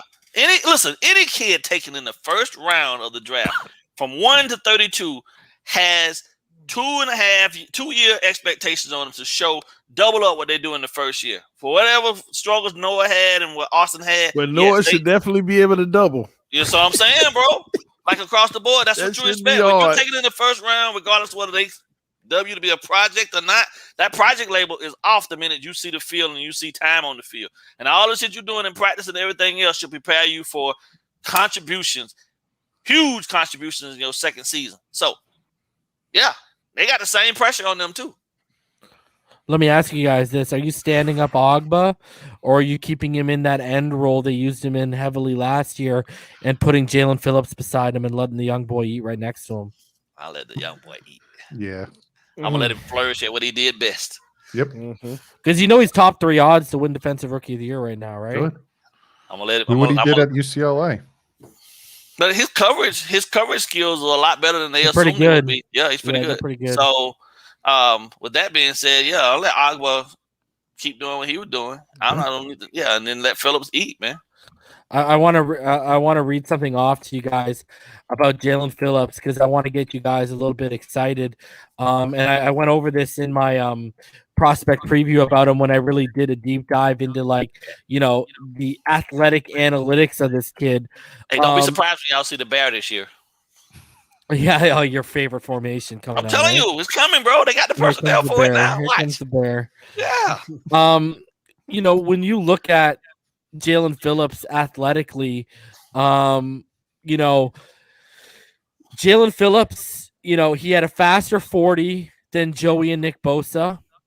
He ran a 4.58. Joey ran a 4.77. Nick ran a 4.79. Phillips had a 4.13 short shuttle, while Joey Bosa had a 4.21. Nick had a 4.14. Phillips' 3-cone is better than Nick's, but not Joey's. His vertical is 4 inches higher than Joey and 2.5 inches higher than Nick's. His broad jump is 4 inches farther than Joey's and 9 inches longer than Nick's. He also averaged more tackles for a loss per game than both and averaged more sacks per game at the collegiate level than Nick Bosa, while Joey Bosa only averaged 0.1 sacks per game more than Jalen Phillips.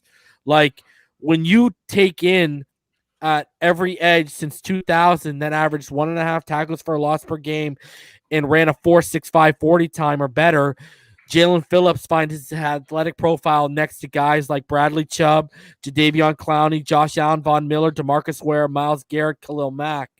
And what's crazier is when you take in his size, his athleticism shown by his 40 short shuttle, 3-cone vertical broad, and then you add in his collegiate production.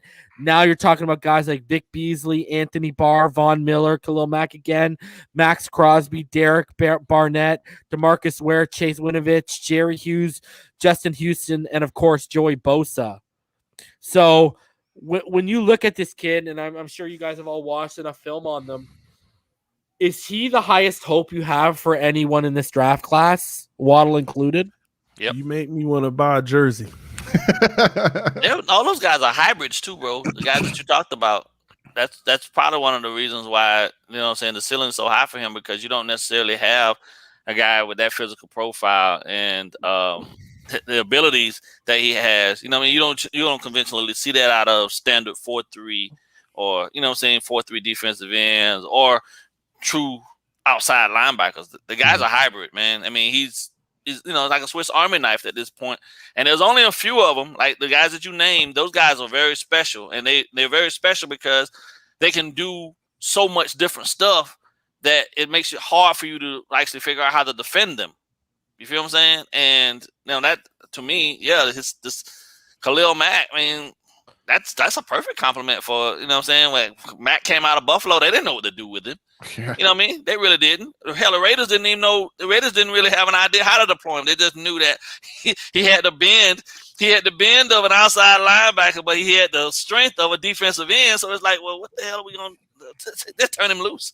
You know what I mean? And that's really what it comes down to. When you got a guy that's a physical specimen like that, you know what I mean? Sometimes you just have to say, listen, okay, this is what I need you to do. And if you can do more than this, then do that. But this is what I need, the bare minimum from you on this play. This is what your responsibilities are, because he's already shown he can get out to the boundary. He can get out to the flats. He can cover. You know what I'm saying? He can get underneath the zone. Man, it's crazy, bro. Jalen Phillips. For me, it's like him and then Javon Holland is like right behind him. Right behind him, yeah. Oh, the expectation and the ceiling and everything. And he's gonna be what Brian Flores wanted Mika to be. Like, just Holland? Shut up, listen to what I'm telling you to do, and you're going to have a great career. I don't want to play in the box. I don't want to play here. I don't want to get me started. Goodbye. Yeah, bye. See you. Listen, Jalen Phillips is going to be better than Jason Taylor. Whoa. That's right. My guy. Wow. He can be your guy. You better get a new guy. His name is Jason Phillips. Jalen Phillips TD is going to be better than Jason Taylor. TD. Big shoes. TD. Hold on, I'm cutting this up for the Queen of Thickness, Joy Taylor, and I'm sending it to her right now. Bro, why would you?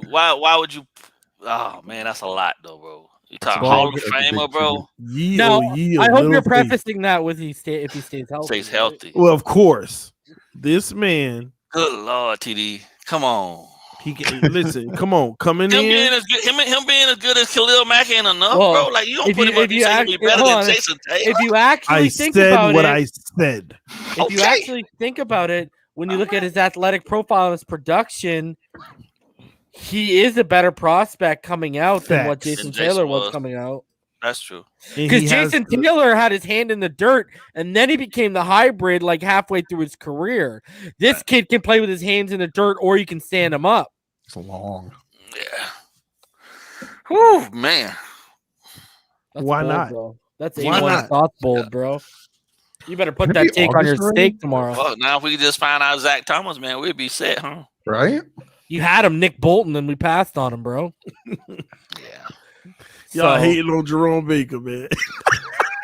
bro, I will always go back. Listen, I did that film study after like week 2 or week 3 of why this guy's not a Mike linebacker. I will never forget that play where it's him and Van Noy, right? The interior guys, or Mike, and all you see is Baker's clearly the Mike because he's telling Van Noy. You see him like point and talk to Van Noy. Okay, you take the running back, and Van Noy looks at him and nods his head. Okay, running back comes out of the backfield. Van Noy's chugging along. What does Baker do? He thinks he's going to double up on the running back. Comes over on the running back. What does Josh Allen do? Tucks the ball and runs 17 yards up the middle. I'm like, this fucking guy right now. See, let me tell you why I made that statement reason about Jalen Phillips, because you brought what you just said about Jerome Baker. See, with Jalen Phillips on the field, all I see is him chasing Josh Allen for dear life. And he is going to catch him. That's the difference. Jalen Phillips has the ability to track you down and make the play. Josh Allen does too. Well, yeah, of course, but get that shit done. Get it done, bro. What did you do, TD? Yeah, but imagine that though, ball game. Imagine Hunter. Imagine all 3 of them. How you like that? Please. And my whole problem with Jerome Baker is the guy gets 100 tackles and what, 60, 70 of them, the play's 5 yards beyond the line of scrimmage, and it's literally the offensive, the guard or whatever disengages, and then Baker's like, oh, he disengaged, now I can make the tackle. Like, bro, the guy can't play through traffic or get through a block with the damn. People kill me with that. We're our leading tackler. Not all tackle numbers are good tackle numbers. Hey, you know what the problem with that is, TD? That's when you run into stat line guys. You're watching the stat line. You're not watching the context of why those stats are the way they are through watching the film. If you watch the film, you know why he's gonna be about 235 this year though, so that might help him out a little bit. 225, you get tossed around like a rag doll. Bro, when your biggest asset to me is your pursuit speed, we gotta have a conversation here, bro. But then inconsistent in finishing. Dougley might have better read and recognition skills on the field than Jerome Baker, bro. He's not a Mike, bro. You're right. He's not a Mike. Dougley might be a better Mike option, bro. I don't tell you. Bro. Hey, man, that Mike linebacker spot is definitely difficult. It takes a special individual to be able to, especially in the 3-4, because you got they splitting the duties and you splitting basically the defense on either side of the nose tackle. That's your halves. You know what I mean? And even then, it still kind of gets wacky because guys are programmed to go to where the ball is going, and then you still have to have gap integrity, and you still have to have all these rules. It's crazy. And go back and literally watch my film study on him. I said his best usage is as an off-ball blitzer, or line him up between the tackles and send him and manufacture pressure with them. What did they end up doing with them? Starting with the Jaguars, off-ball, and they manufactured pressure with them, and you found the success. But here's my thing, boys. Haven't you heard the rumor is that he wants an $8 million base salary? That's not including your signing bonus and guarantee. Who? Jerome Baker. I hadn't heard that one, but that was in a Barry Jackson article. I love the face TD made. Well, that's the case. Then we'll holler at him. I got $8 million. Don't take that 6 and be proud, bro. I got $8 million reasons why you need to walk out that door, my friend. on Twitter, somebody asked like, what are the needs we need in next year's draft? And I put center, running back, and middle linebacker. Yeah. And someone said, what about Baker? And I said, I want an all-around middle linebacker. Agreed. Baker can't stop the friggin' run. Like, he's great in coverage and blitzing, but other than that, he's okay in coverage. Yeah, because passers have like over 100 rating against him. That's my thing. You kind of nailed it. Look at Benardrick McKinney. Great against the run, not that great against coverage. Landon Roberts, great against the run, not great against coverage. Like, That's what we've never been able to do. But I think the goal is going to be with this inserted effort of getting big up front is to keep third downs.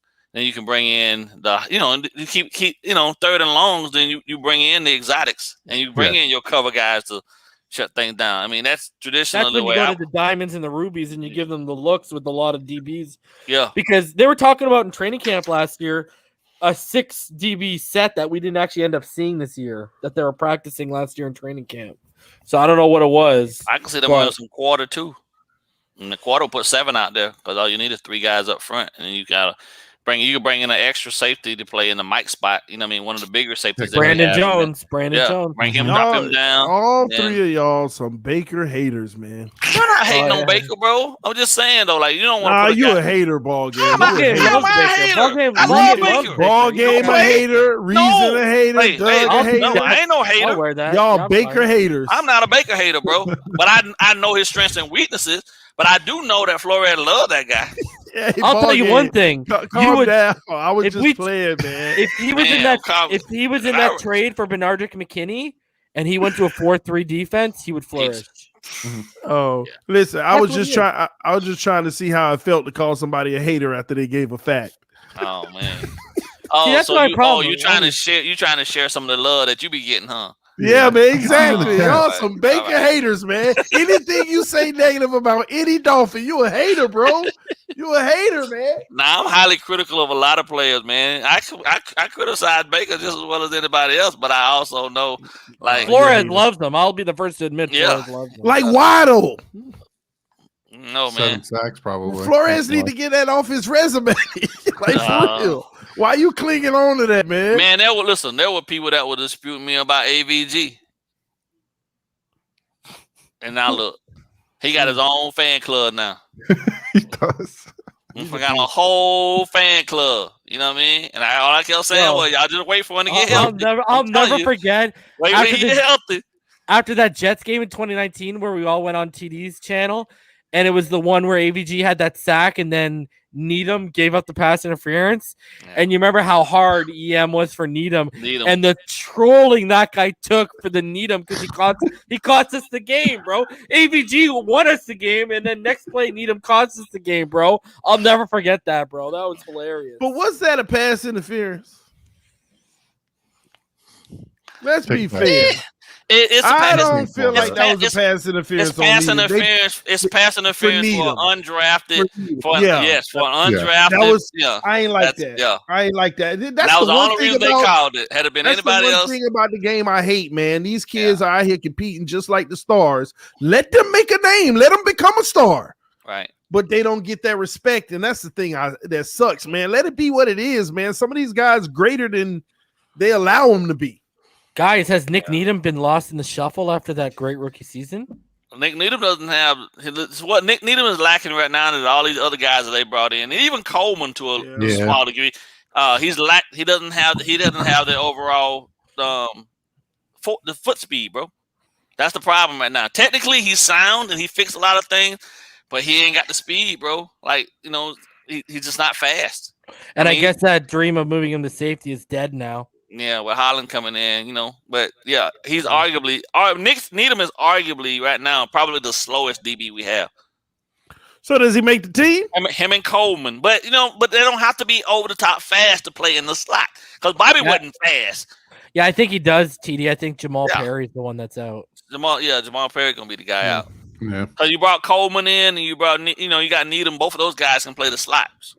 You know what I mean? And you don't have to be over the top fast to play in the slot. But hold on, I gotta ask you guys this: didn't the Coleman move didn't the Coleman move kind of boggle your guys' mind? Because we had been hearing all offseason, Noah Benogany is getting reps inside. Now Coleman's added. Didn't that kind of make y'all look at X sideways a little bit? Like, what's the plan here? Yeah. A little bit. Just a little bit.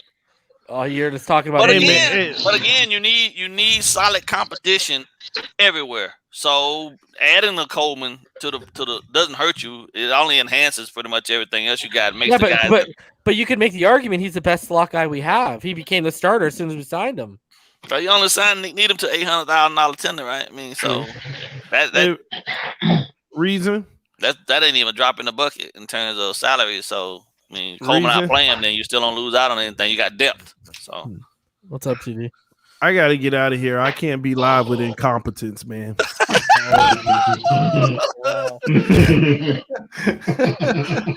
thought you were going to say something serious. There was serious, Doug. It was very serious. That is really fun. How you doing, Jerome Baker? What's up, man? How you doing? What's going on? What's going on, fellas? How y'all doing tonight, man? What's going on, man? Very good. Incompetence. Man, well, I don't understand how you can live with yourself, bro. To be honest with you, because you're the king of incompetence. Y'all hear somebody? Y'all hear something? You've been having that TD Phins Talk thing been rolling for a while now, bro. So, Ian, man, it's all good, dog. It's all good. Ian, man, hurry up and say what you got to say. We all know you got curfew, bro. Come on now. No, bro. Yeah, well, set it up. No. I'm gonna have me a curfew tonight. You can believe that. I gotta be right back up at 5, bro. So you already know what time it is. Yeah, we know. So incompetence. Wow, that's funny. But anyway, yeah, man, it's good to see it. Good to be up here with you guys tonight, man. Even if it's only for 10 minutes, it's always an honor and a privilege to be up here with such great football minds. You too, TD. So it's always. I'm so glad he's shooting at you now. He ain't shooting at me no more. He used to always be shooting at me. BallGame, when did I ever shoot at you, bro? We used to be over, man, all the time, bro. First off, we've come a long way. He don't even be remembering nothing. Listen. You guys play Madden again? Gentlemen, let's keep it 1,000 now. Let's keep it 1,000. I do not go looking for trouble with anyone. I'm always reactionary. I never bothered you. Man, stop that, BallGame. Really? Stop it. Don't stop. Come on, man. Is he serious right now? Put me in the middle of this. Do I need to put them private conversations? Do I need to make those public, BallGame? You have to, bro. I never started it. All I know is we had that group chat between the four of us. And I walked away for like an hour, and I came back, and there was like 362 messages, and it was just EM and BallGame going at each other's throat. Again, I say again, my actions it's always reactionary. I can't help when people come shooting at me. I got to defend myself, bro. You're saying I started it? No, 99, well, I'll say 95% of the time. God damn. That's real talk, BallGame. Stop. Let's just keep it 1,000. But you know something? I got love for you. Hey, I got love for you anyway, bro. You already know what time it is, man. Come on. I just need you to stop trying to make me out to be the bad guy, though. Dog. You were coming from me. No, stop it. Breezer, tell the truth now. I know you're a Finish line co-host and everything, but tell the truth. Tell the truth now. You already know. All I remember is it gets so bad and like. Remember that night? This might be the same night you're talking about, Reason, but we had that argument about Chris Jones. Remember we was arguing about who? Well, the rumors at that time was. I remember that night. I remember that night where y'all kept doubling up on Madden like privately, and me and TD would chime in here and every now and then be like, "Oh, hey guys, what's going on?" Next thing you know, you guys are playing like $50 a pop or whatever it was. I was like, "What's going on here?" Me and BallGame, we went at it till about, man, it was like 3:30 in the morning about who was the most disruptive. Oh yeah, I remember that. Yeah. Either Aaron Donald, Chris Jones, or I forget who else. Was it Fletcher? Fletcher Cox. Fletcher Cox. Yeah, Fletcher Cox. That's And what we EM were- said. Scheme don't matter. I remember. Yeah. Oh, really? Oh, really? Oh, man. Oh, man. Bro, Yeah. everybody in the car. That's a classic right there. I mean, you did an hour-long show, an hour-plus long show on Here we go. Skinny Fits Don't Matter. My God. TD, That's not what I gotta love said. you, bro. That's gotta not what I love you, bro. said, EM. Stop. Take them skates off. That's not what I said, EM. Don't, TD, it's too late to go roller skating, Bro, bro. There ain't no roller nobody skating. listened to you. Who's Stop gonna listen? now. It's Who's too gonna late. listen? They Who's closed. gonna listen to the only man that bought a Pat White jersey? Nobody's gonna listen to you, bro. Pat White? Pat, why were you talking about Pat White? Because you bought his jersey. No, I bought a Pat White jersey. Yes, I got you did. No, what are you talking about? You was on Facebook rocking it last weekend. Yeah, okay. Yeah. I Tutu know. We've come a Anyway. long way. with his fanny pack.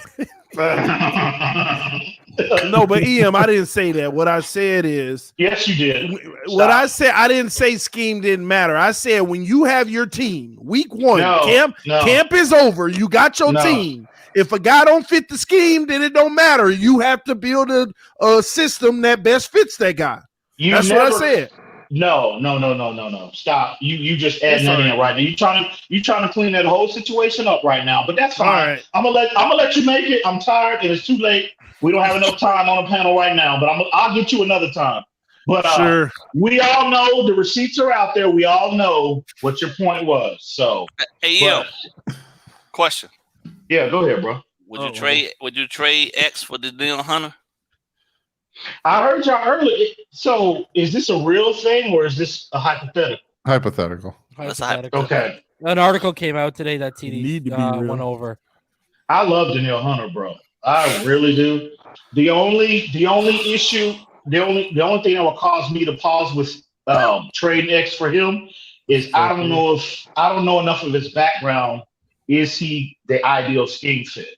Well, Now, they run a 4-3 in what's it called? yeah, Minnesota. Yeah. And but he does have the athletic profile that would be, he because he's what, about 6'5", 6'6", 260, I think. Yeah. So, and he's good enough against the run where he can set the edge, but they deploy him different than we would. So that would be the only reason why I would pause a little bit. But talent wise, especially if Xavier Howard is not in your long-term plans, yeah, I would seriously have to entertain making that move. Yeah, X turns 28.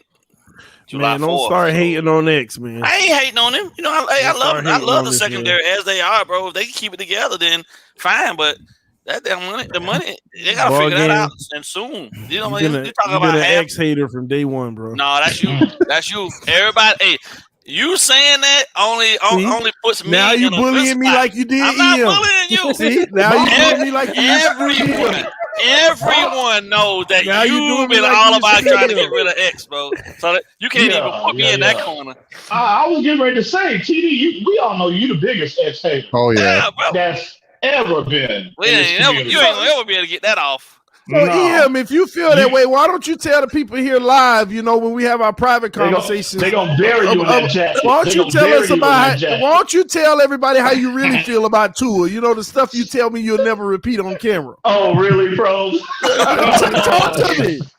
Really? Talk to me. You know how many times I be on the phone with him, I be like, bro, I just recorded it. Well, go ahead and play it for the people. Now so you the know people I can don't hear. be recording, but you'll be like, you'll never catch me saying it live. Okay. No, Stop. why you running? Stop, Why you TD, running? stop. Why are you running, bro? See, Tell us how you really feel. Stop. You trying to get rid of a lot of that heat that you've been getting and trying to put it on me. It ain't gonna work, bro. You're It a ain't gonna fraud, work. bro. You're a fraud, bro. You don't keep the same energy, bro. Oh my God, See, bro. you behind closed doors talking that talk, but you can't do it live in front of everybody. It's all good. Crazy thing is, you got a lot of folks that's gonna be believing this foolishness. But at the end of the day, at the end of the day, when it comes to this player, nobody ever has to question where I am with this player. So but you're concerned. Again. But you're Keep concerned. Hang on. You know, this is where I'm at 100% with Tua. Partial TD, truth, I've had this conversation with you privately. I've had this conversation. Me and Reason just talked about this hours ago. I have a high level of comfort with Tua. The only question I have is what level can he get to compared to what's available to you right now? Okay, so if you have concerns, and I think BallGame hit the nail on the head. If you have, you got a level of comfort. Yeah, sure, he's not going to be a bust. He'll be a good player, but considering how this roster is constructed in 2021 and compared to what's available with a player like Deshaun Watson and potentially Aaron Rodgers, if there's any doubt that Tua cannot get to that level and more than likely he can't, because we've only seen it's only certain players that come along that have gotten and performed at that level. So odds are Tua won't. And I think that's where the Dolphins and Brian Flores, which were included, that is where they are. That is why the story about Tua, them entertaining and potentially acquiring these two players, that's why the story won't die. And I think that sums everything up 100%. And that's where I've always been. But in terms of where Tua, I think Tua, I will be more shocked if Tua became a bust. I mean, like Josh Rosen level bust, more so than if he became a Hall of Fame player. That was a shot.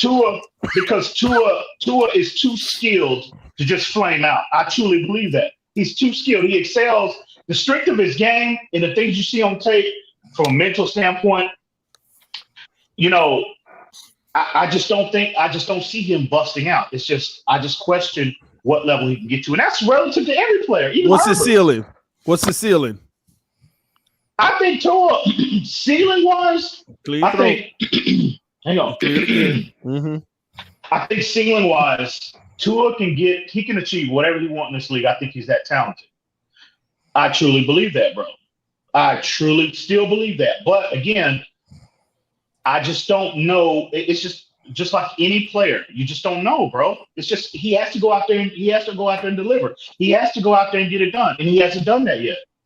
So, but where we are as an organization, telling you, we just talked about this a couple hours ago.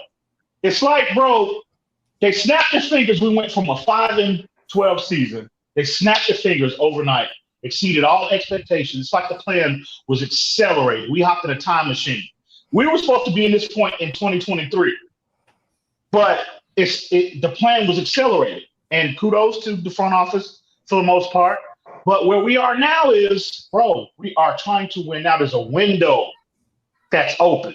And the only uncertainty with this team is what level Tua can get to, because the defense is a championship caliber defense. I think the line is going to improve. I think the running game is going to improve. The only uncertainty is what level Tua can get to. And again, you don't think there's uncertainty with the offensive line, EM? Well, yeah, absolutely. You're kind of hoping for him to find that old form. Absolutely. Eichenberg, he's a rookie, so he's going to have a learning curve. And then now we're expecting not one, not two, but three players on that offensive line to take that second-year leap, right? Absolutely. Like to hit on all three, taking that leap at the same time, would be almost damn near unprecedented if you actually do think about it. Absolutely. And here's the conversation we had earlier. Doesn't Tua's success kind of hinder on that offensive line hitting as well? Because like BallGame said, the quarterback position is the most dependable position on the offensive side of the football with the players around him.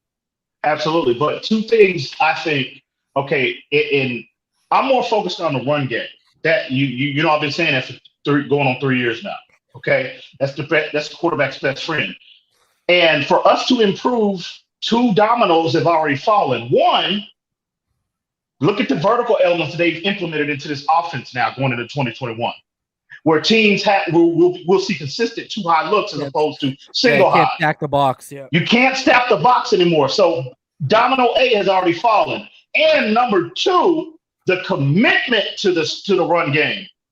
That domino, well, we have to let that play out. But you know, with the new coordinators, with Studesville probably having a more input on game planning, he's a running backs coach by heart. So you know that in addition to what Flores has always wanted to get here, he wanted to establish a physical approach running the football. Those two dominoes have already fallen. So if that's established, those two things are established, that is going to go a long way to help Tua Tagovailoa. And again, now I'm going to be honest with you. Okay, we can agree to disagree on what Tua actually meant in terms of the playbook. We can disagree on how much Tua knew in terms of retention of the playbook. That cannot be an issue this year with Tua. Absolutely cannot be. I don't think it will be. Cannot be. Yeah, I don't think it will be either, but it absolutely cannot be. I think because it's more, I've said this to you privately and I've said it up here publicly.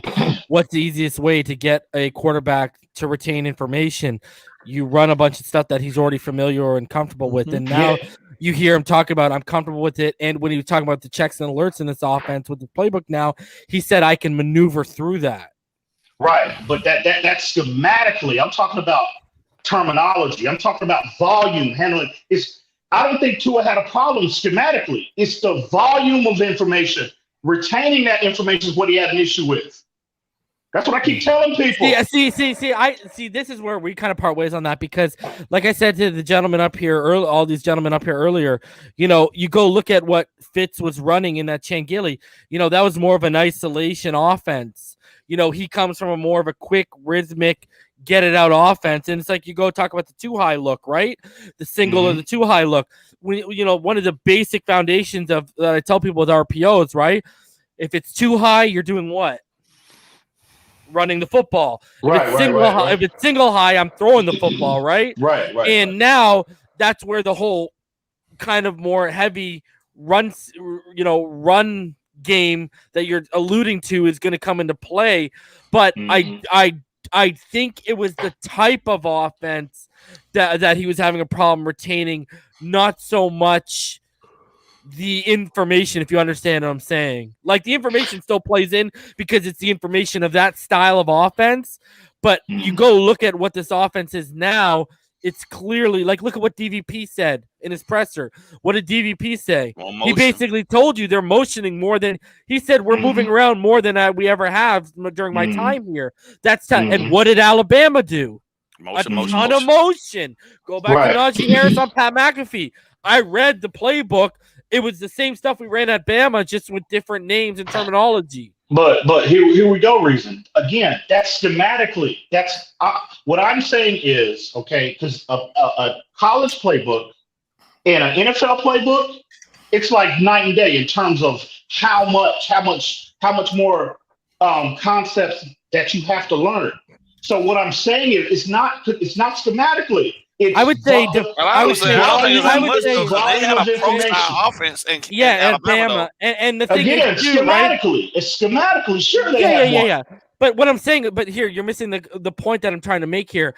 If I throw a similar offense to what you were already comfortable running with a lot of similar plays you've already ran, you're going to retain that information a lot easier than me throwing you a bunch of stuff you've never ran before. I hear you. That's fair. I will say, and BallGame might agree with me here. I will say you're dealing more night and day with defensive playbooks at the NFL level than at the college level, because the offense, a lot more college concepts have been leaking in to NFL offenses over the last 5 years. Right. Look at the usage of spread compared to 10 years ago. Right. That's fair. That's fair. Dagger concepts, drive concepts, all those type of things. That's universal at college and pro, but it's the defensive side of the ball.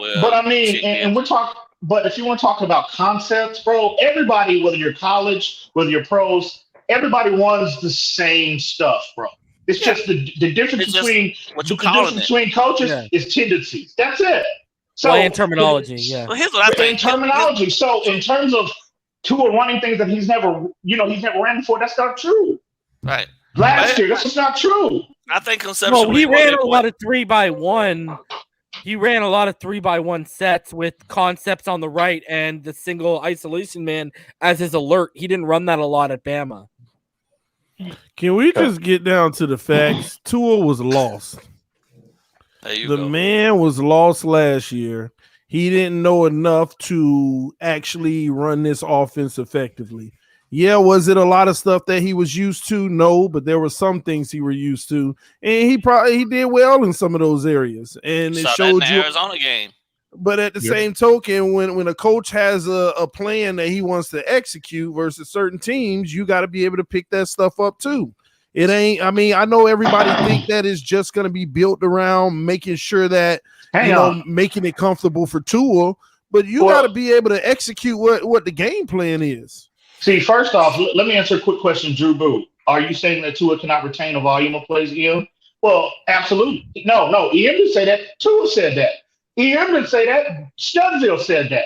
Godsey said that. Not EM. Don't put that on EM. I'm going off what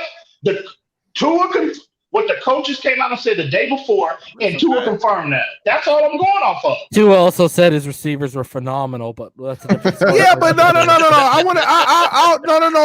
I'll debate that too, because I don't understand that notion. He said his receivers were phenomenal. Maybe I won't give them phenomenal, but they were not bums like everybody making them out to be. They caught the ball. Look at his completion percentage. They still caught the ball. Yeah, they dropped some, but not at the clip that everybody made. People make it seem like Tua had a 30. People make it seem like Tua had a 30% completion percentage the way they talk about drops. The problem is the timing of the drops. Yeah, okay, but at the same token, look at that Raiders game. How many key first downs did Grant alone drop? I can think of 2 off the top of my head. Mm-hmm. Yeah, but we also can talk about how many bad passes he threw as well.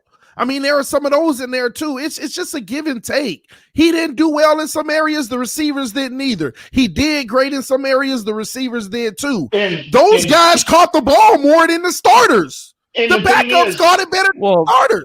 Well, you would have caught more balls than the starters if you were on the team last year. I mean, the starters got hurt. What I'm saying from a percentage standpoint, regardless, from a percentage standpoint, if you look at the first 3 games Tua played versus the rest of them, I mean, those guys, they were actually getting better with Tua. I mean, some people talk about one game. I'll never forget. I forget what game it was, but Tua went 20 of 26. He threw the ball 26 times and completed 20. You know what the talk was at the end of the game? All the drops. And yeah, they might have been at timely moments, but nobody's perfect, man. At the end of the day, I mean, I understand maybe we could have had more success, but at the same token, these guys weren't bums the way people make it seem. You know what the problem is? Lynn Bowden was the only guy who didn't have a single drop. Mm-hmm. No, okay, you got guys like Grant and stuff who you've been in the league for how long right now? You've got an extension. This is your job. Like, what? How many more breaks do you need to earn your keep here? That's the problem. It comes down to a lot of people felt some of these receivers weren't earning their keep. I'm sorry. Isaiah Ford was an absolute bum. I'm sorry. He was garbage. And it's mind-boggling to me how long this dude has been on his team. He was on his team. Oh my God. Well, he was gone for a minute, and they brought him back. So, bro, EM could have tried out for the team and made the swap, bro. I know, right? The only reason he got brought back was because of he ball game. Why are we holding Tua to all these? You've got to be this upper echelon standard, but we're giving actual excuses to the guys who are supposed to catch the football. Mm-hmm. And here's the other thing. You know what the problem is too? How many of those drops were they wide open? Yeah, that's true. That's fact. We're not even talking about like you already know I'm draped over their back, bro. I ain't cut. Are we even going to talk about the go route that Jakeem decided to grab? How about Tua's first interception, where it literally hit Jakeem Grant in the hands, popped up, and got picked off by Tyrann Mathieu? And this is funny too, because we talk about, you got to be even. The reason why we get on these wide receivers so much for the drops is because look, everyone wants to say Tua can't throw the ball deep. He attempted 20-plus yard passes, only 10 completion, 19 incompletions, and I can guarantee you more than half of those were drops. And let me ask you this, Dudley. Like I said, Who has more responsibilities when they walk on the field? The rookie quarterback at 60% health or Jakeem Grant or Isaiah Ford? Like, literally, when you talk about pre-snap, post-snap, who has more responsibility? It's not even close, bro. Go back and watch the Cardinals game. They are. I think they were on their own 7 or 8 yard line, and you could see Tua and Gesicki yelling at Grant to get to the other side. He's lined up on the wrong side. That was Tua's fault.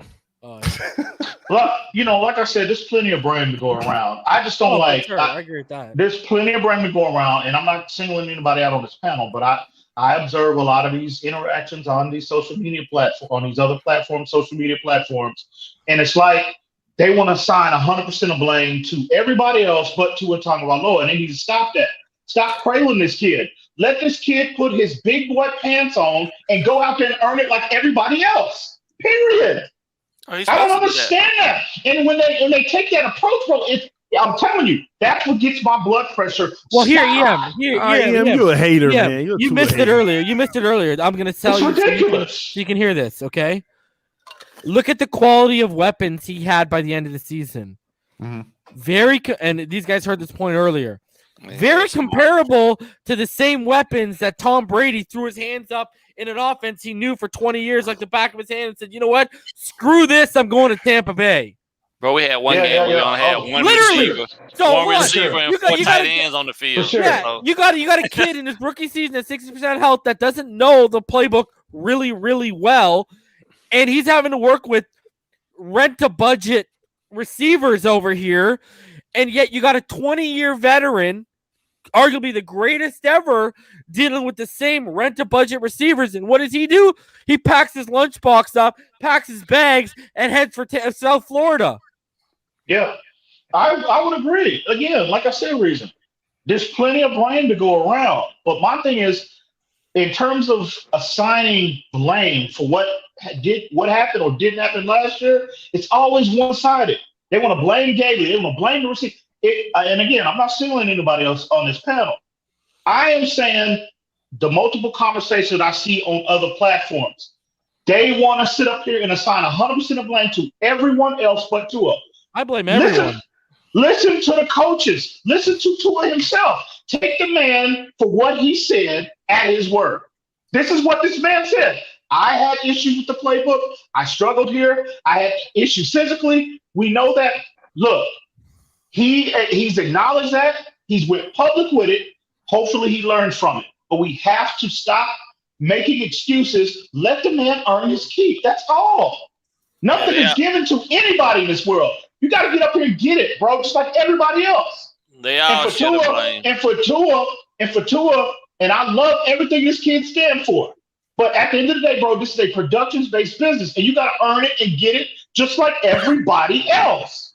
So y'all need to stop making excuses, man. It's ridiculous. Sound like a Tua hater. Absolutely ridiculous. Well, I will say, like, you speaking to the masses of people out there that are making excuses. Yeah. Okay. But I will say, those who point out he's at 60% health, the offseason he had to deal with on top of that, rehab body, that's kind of context. It's not really excuses. Now, I do feel he missed certain throws that he should have made. You go back to the all 22 breakdowns of me and BallGame. We pointed out when Tua should have made the throws that he didn't make. Yep. You know what I mean? Go look at his drop. But we saw it early on, though. We saw it early on that he wasn't himself. Like, he developed something a lot of people didn't pick up on. If you go watch his 3 and 5 step drops, he was doing a little bop hop at the top of his when he got to the top of his drop. Never did that at Alabama. And perfect example, that KC game. Y'all remember that throw to Gesicki up the seam? And Gesicki made the catch, but then he got laid out right away. Do you remember that? If you go back and watch that play, watch Tua. He gets to the top of his drop, and the ball needs to be out. And if the ball's out there, he hits Gesicki in stride, and Gesicki will catch it and be able to make a play. But he does that little bop hop at the top of his drop Then he makes the throw, and it's too late. Now the safety's moved in, and Gesicki gets hit. So there was plenty of stuff that Tua needs to work on. Look at, I don't know whether you didn't trust your body or didn't trust your protection, but by the end of the season, all of us who watched him at Bama, he was doing something we never saw him do. He was bailing when he felt the pressure instead of climbing and maneuvering through the pocket, and he never used to do that. And the thing that stuck out to me, and I've said this multiple times, even before all these people, even before his trainer came out and all these other people was coming out and saying this about Tua's base. I said that during stretches last year. Tua just did not look in terms of, he didn't have the consistency with his base, with his follow through. It was all upper body in release. And as the season went on, you saw, and I think his trainer confirmed it. His trainer confirmed it. Right. And we've been hearing these stories about the lack of but there you go, velocity on the football. EM, in the same interview we're talking about where he talks about the playbook, I don't care what you tell me. He straight up told a white lie when he said the hip didn't bother him at all last year, bro. It was noticeable. It was very noticeable. Oh, yeah. And but he told us to all our faces, no, the hip wasn't. He literally said the hip was not a concern to me. Right. He's not trying to make excuse. We talked about this privately. Nah, when he said that, I said, nah, Tua's just playing the game. The PR. He's trying not to make excuses. That's what he's trying to do. So, no, that hip was an issue. That's a fact. Yeah. So again, hopefully this year, again, with his rehabilitation complete, he's in he can train as opposed to rehabilitate. Those are two totally different things. And so hopefully he'll have that. He'll have more confidence in that base, and hopefully from a comfort standpoint, he's not having discomfort. Hopefully that'll be not.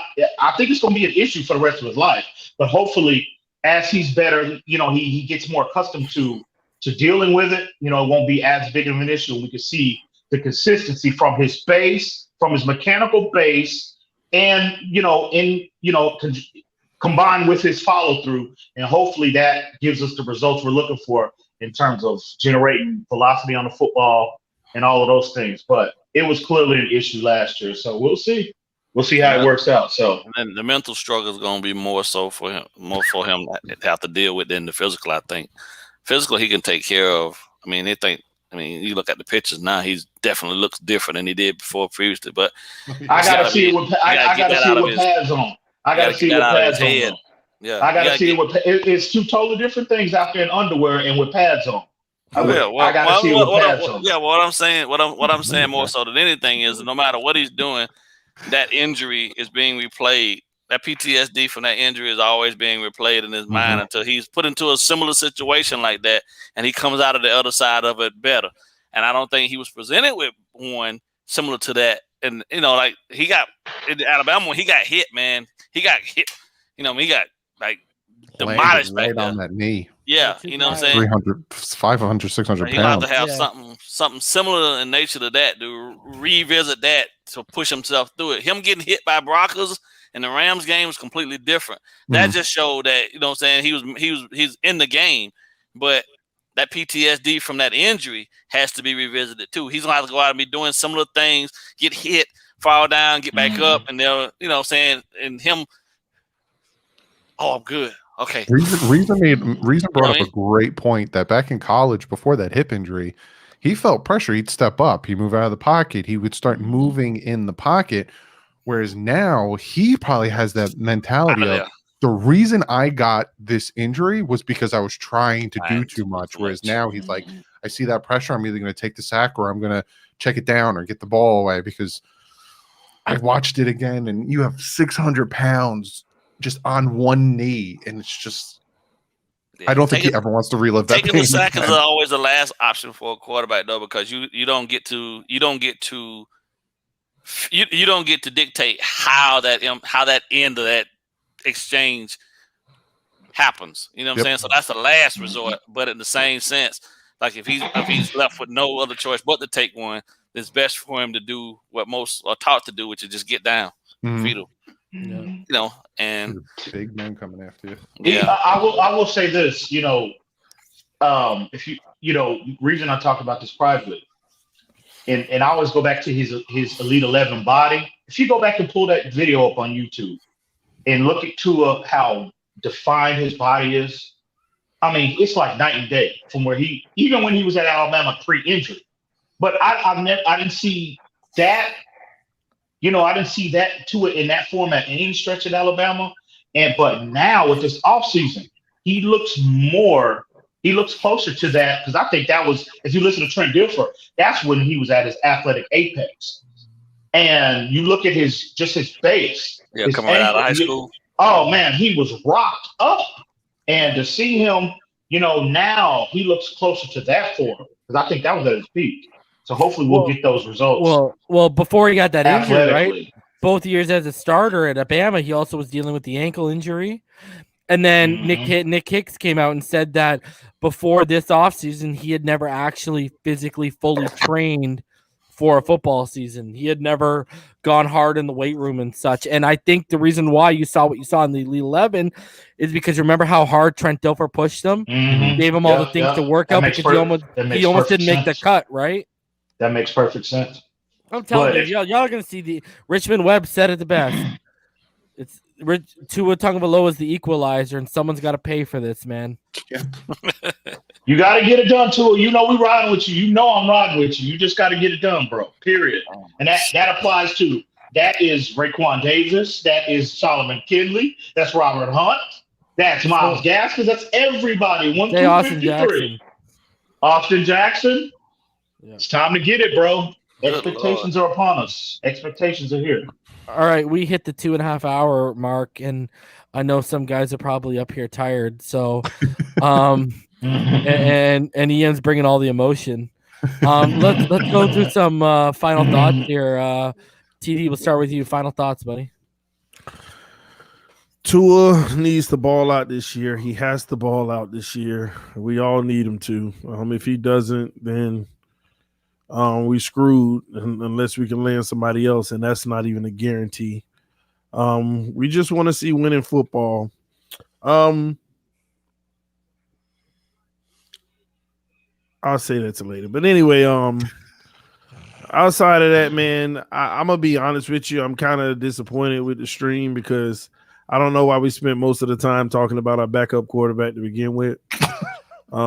Maybe next time we could talk more about Jacoby Brissett and get it right. All right, that's all I had to say. Jacoby Brisket. TD, I'm gonna have to get you up here too for some one-on-one streams too. Don't worry. When Brissett gets benched, we'll have a one-on-one stream. We'll talk about it. When Brissett gets benched, see, he shouldn't be playing to get benched in the first place. Oh, he'll be benched coming out of training camp. Don't worry. Right? Don't we hope so? Yeah, then we have you on for your one-on-one. Don't we hope so? Don't we hope so? Oh, we know so.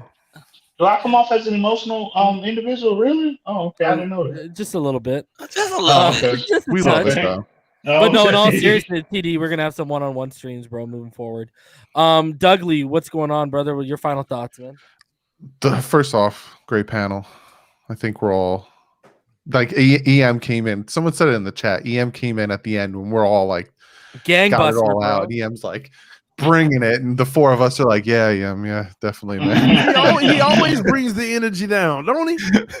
But no, we talked about some great things on here. Talked about Tua being at 60%, and I think the biggest thing that us and Dolphin fans are excited for is to see Tua at 100, to see him finally have an offseason to work out, to see him have a playbook dedicated to him, have players that are dedicated to him, and just to see what this kid can actually do.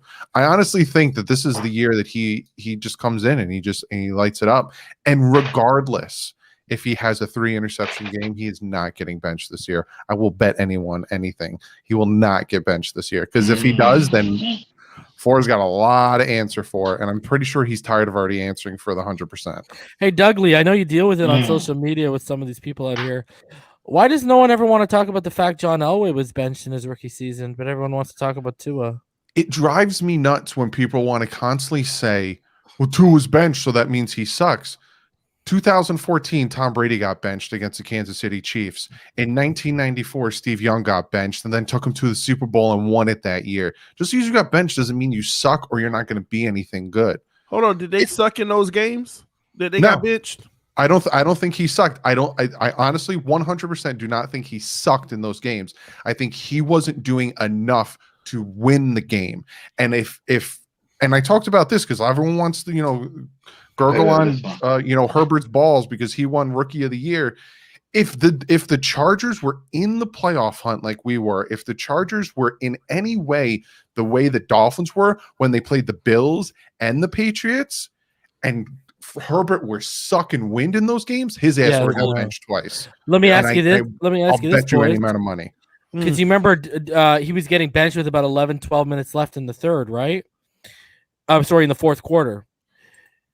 Tua in the fourth quarter last year was 65 of 50 with a 76.9 completion percentage, 478 yards, 4 touchdowns, 1 interception. And in the fourth quarter, Tua had the second highest completion percentage, only behind Drew Brees in the entire NFL.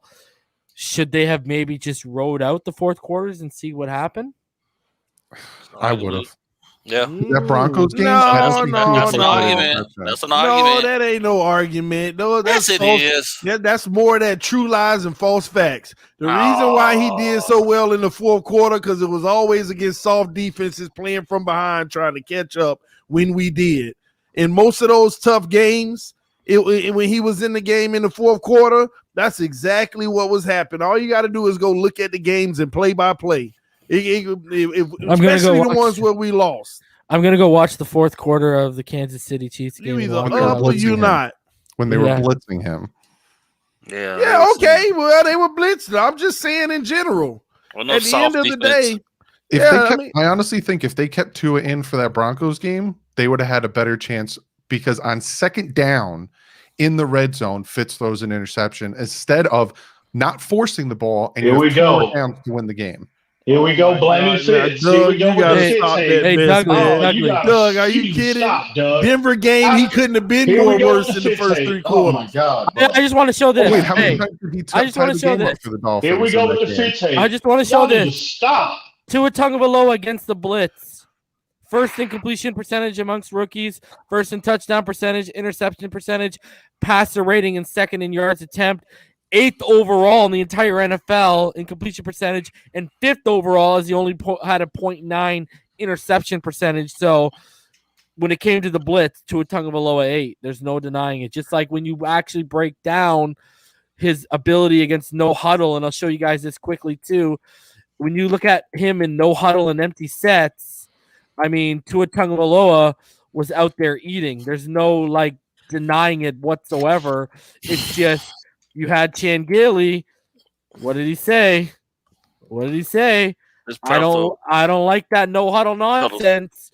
And that was right after the Chiefs game, because when you actually break Tua down deeper into the analytics right here, I'll show you guys. Look at him right now. Look at Tua in the shotgun. Look at him in the no huddle. Look at him in the he had a 47.2 completion percentage, which was his worst under center, but he didn't throw an interception. I mean, you go look at his numbers against the blitz here. 7 touchdowns, 1 interception, 63.6, 654 yards. I mean, look at him in the no huddle. 37 of 53, 69.8, 409 yards and 1 touchdown. And the rumor coming out was one of the big conflicts between Chan Gailey and Brian Flores was what? Brian Flores wanted more up-tempo offense, and Chan Gailey wasn't delivering that. And when you look at the no huddle, it kind of goes into Tua Tagovailoa's favor there, but I digress. Let me clear something up real quick because I heard EM. I'm not hating on Fitz. The first 4 or 5 games, I was the only one defending Fitz, especially that first game against the Patriots. Well, that's it. That's incorrect. No, that's EM. That's incorrect. No, that was EM defending Fitz. That goes back to 2019. I was defending Fitz, and I said that the Dolphins won those 5 games was because of Fitz. So I'm not hating on Fitz. I love Fitz. Well, let me bring up a few facts then, okay? Top 10 quarterbacks when under pressure in 2020 was released today by Next Gen Stats. The number 1 quarterback in the NFL under pressure this year was Ryan Fitzpatrick. The number 10 was Justin Herbert. Yeah, I saw that. Tua went on the list. Well, they only give you 10 out of 32. Don't matter. He wasn't top quartile. That's all I care about. Okay. That's all So I care about. he could have been 11, but let's throw it out the window. There right? you have it. He ain't made the top 10. I know Herbert did, and Ryan Fitzpatrick was number 1. Ryan Fitzpatrick was number 1. I'll make an argument. Ryan Fitzpatrick was number 1 because he had a smaller sample size of everyone in the top 10. Call it whatever you want. Yeah. 6 games as opposed to 16 games. Gonna look a whole lot better. No.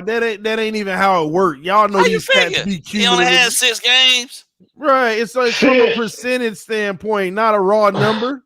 Okay. Yeah, but I want to see that percentage projected over 16 starts. 16, yeah. It'll be number 1. That's what the point of it. That's what percentages are. It's not a raw number. Yeah, stop with the Fitz hate. See how projected over 16 games. We're talking percentages. It'll be the same in 50 games.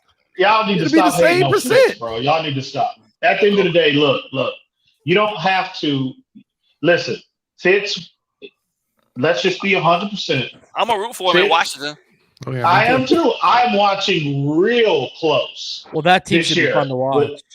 So, with that being said, at the end of the day, man, Fitz was just it. And again, it's okay. Tua in his first year, you know what I mean? Everything that he had to deal with, Fitz was just a better player.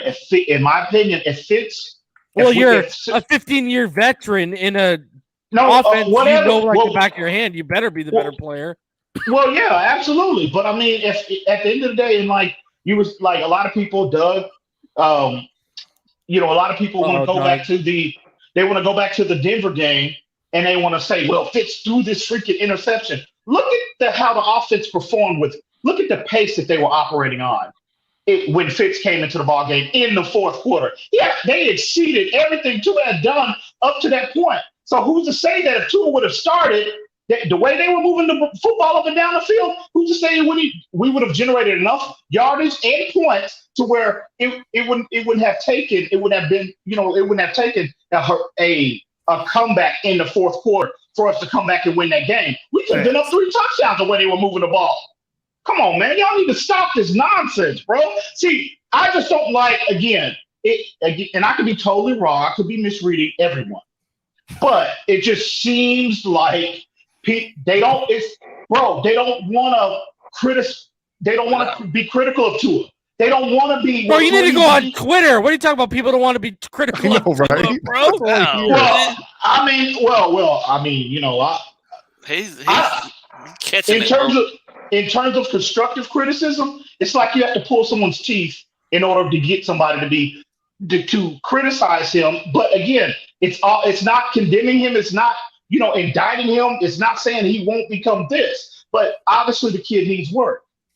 So it just bothers me, bro. And then they try to assign when they're comparing Fitz and Tua. Oh, it's like it's kind of subtle jabs they take. Well, Fitz was interception in the fourth quarter. You know, I'm just like, man, I might be misreading people, and it's late, I know, but bro, that just bothers me. I'm sorry. I just have a huge problem with that of making excuses. No, we're grown men. He's a grown man. Just let the kid develop. We amplify the things he do well and minimize the things that he do bad. That needs to improve. It's just a feeling of things aren't even. They aren't even out here. And you know what? I would be better against pressure than Tua if, you know, my 2 targets averaged 2.5 yards of separation and his only averaged 1.85, and I had almost a 0.15 second difference in terms of time to throw. And look at Herbert's we talk about, you know, against pressure. Look at the aggressive throw percentage between Herbert and Tua. Again, I mean, why can't you just be appreciative of both players? Why do we have to sell this narrative? Well, Herbert had the season he had, you know, because of this. Well, my guy, why do we have to do that? We saw there's a lot to be encouraged about both players. Period. Burrow included. I'm extremely anxious to see how both of these guys come back this year. And I'm also more, you know, excited to see this transformation that Tua has made physically and mentally towards commanding this offense that they put together exclusively for him. That's what I believe they did. They sat him down. They also sitting with him and making sure that he's okay with everything that he's going to be asked to do in this offense to some degree. So that to me is what I'm looking forward to. I'm really, which is key for a young quarterback. Waiting patiently for training camp to start, because at this point right now, just sitting around, everything's speculation until they actually get on the field and we start getting some reports out of training camp, and I can actually get down to South Florida and actually see for myself, when they open it up, so we can get down there and be in the stands to watch a little bit of all this, all this action, so I can get a warm and fuzzy for myself, because I do believe this kid is going to make a humongous leap forward, which is going to help this team excel tremendously. But at the same time, it's still one of them situations where I got to see what them dogs up front going to do first, because it doesn't matter how much better he gets. If he ain't got no protection and he ain't got the time to actually do a lot of this stuff, man, it's going to be a lot of ad-libbing, and now he's being put back into a very precarious situation because it only takes for one stray hit outside the pocket of him trying to extend a play, or something breaks down and then he gets hit awkwardly and then he's gone possibly again. I don't want to see that happen to him. I'll actually retract that. I'll take that statement back, because I hate that. That would be the worst thing for us as Dolphins. We know to blame if it happens now. Have the Jacoby Brissett out there as our starter. Good Lord. The brisket. Yeah. All right. EM, you any final thoughts? And please don't bless us with one of your dissertations. No, man. Listen. At the end of the day, bro, don't get all emotional about Fitz in your final thoughts either, bro. No, not at all. Listen. There's a lot to be encouraged with Tua. I might have gone on a little rant, about venting my frustration with people, with people making it appears that they're making excuses for Tua, but that's fine, whatever. But there's plenty to be encouraged about. But Tua, he's a developmental player. That's just what it is. Just like every player in their first year. Herbert, the season he had, he rewrote the history books. He's still a developmental player. You don't have to be. You can be appreciative of Herbert without being anti-Tua and vice versa. You don't have to do that. And I hate that a lot of folks in this community are consistently drawing the lines. And really, to be honest with you, when you sit here and try to make it excuses and take away from what Herbert did last year, a man that rewrote the history, he rewrote history. You look really foolish by trying to do that. And I mean, that's to everyone that tries to take away from what this kid achieved. Just be appreciative of football. You know what I mean? We're all football fans, number one, but we're Dolphin fans second. So just be appreciative of the high quality, the level of football play that we saw from him. There was plenty to be encouraged with Tua as well as Joe Burrow. You don't have to, this constant drawing the lines in the sands is really foolish. So at the end of the day, you better get used to it. It's because of their draft position. Mm-hmm. Well, that's fine. Then let's call it how it is. Herbert was better than Tua. He looked better than him. For sure. Everything was just better. And I'm not just factoring in what he had around him. He just looks like a better quarterback, period, right now. He also threw. Can that change? Maybe. He also threw 596 times. And beautiful for him. 290. Beautiful for him.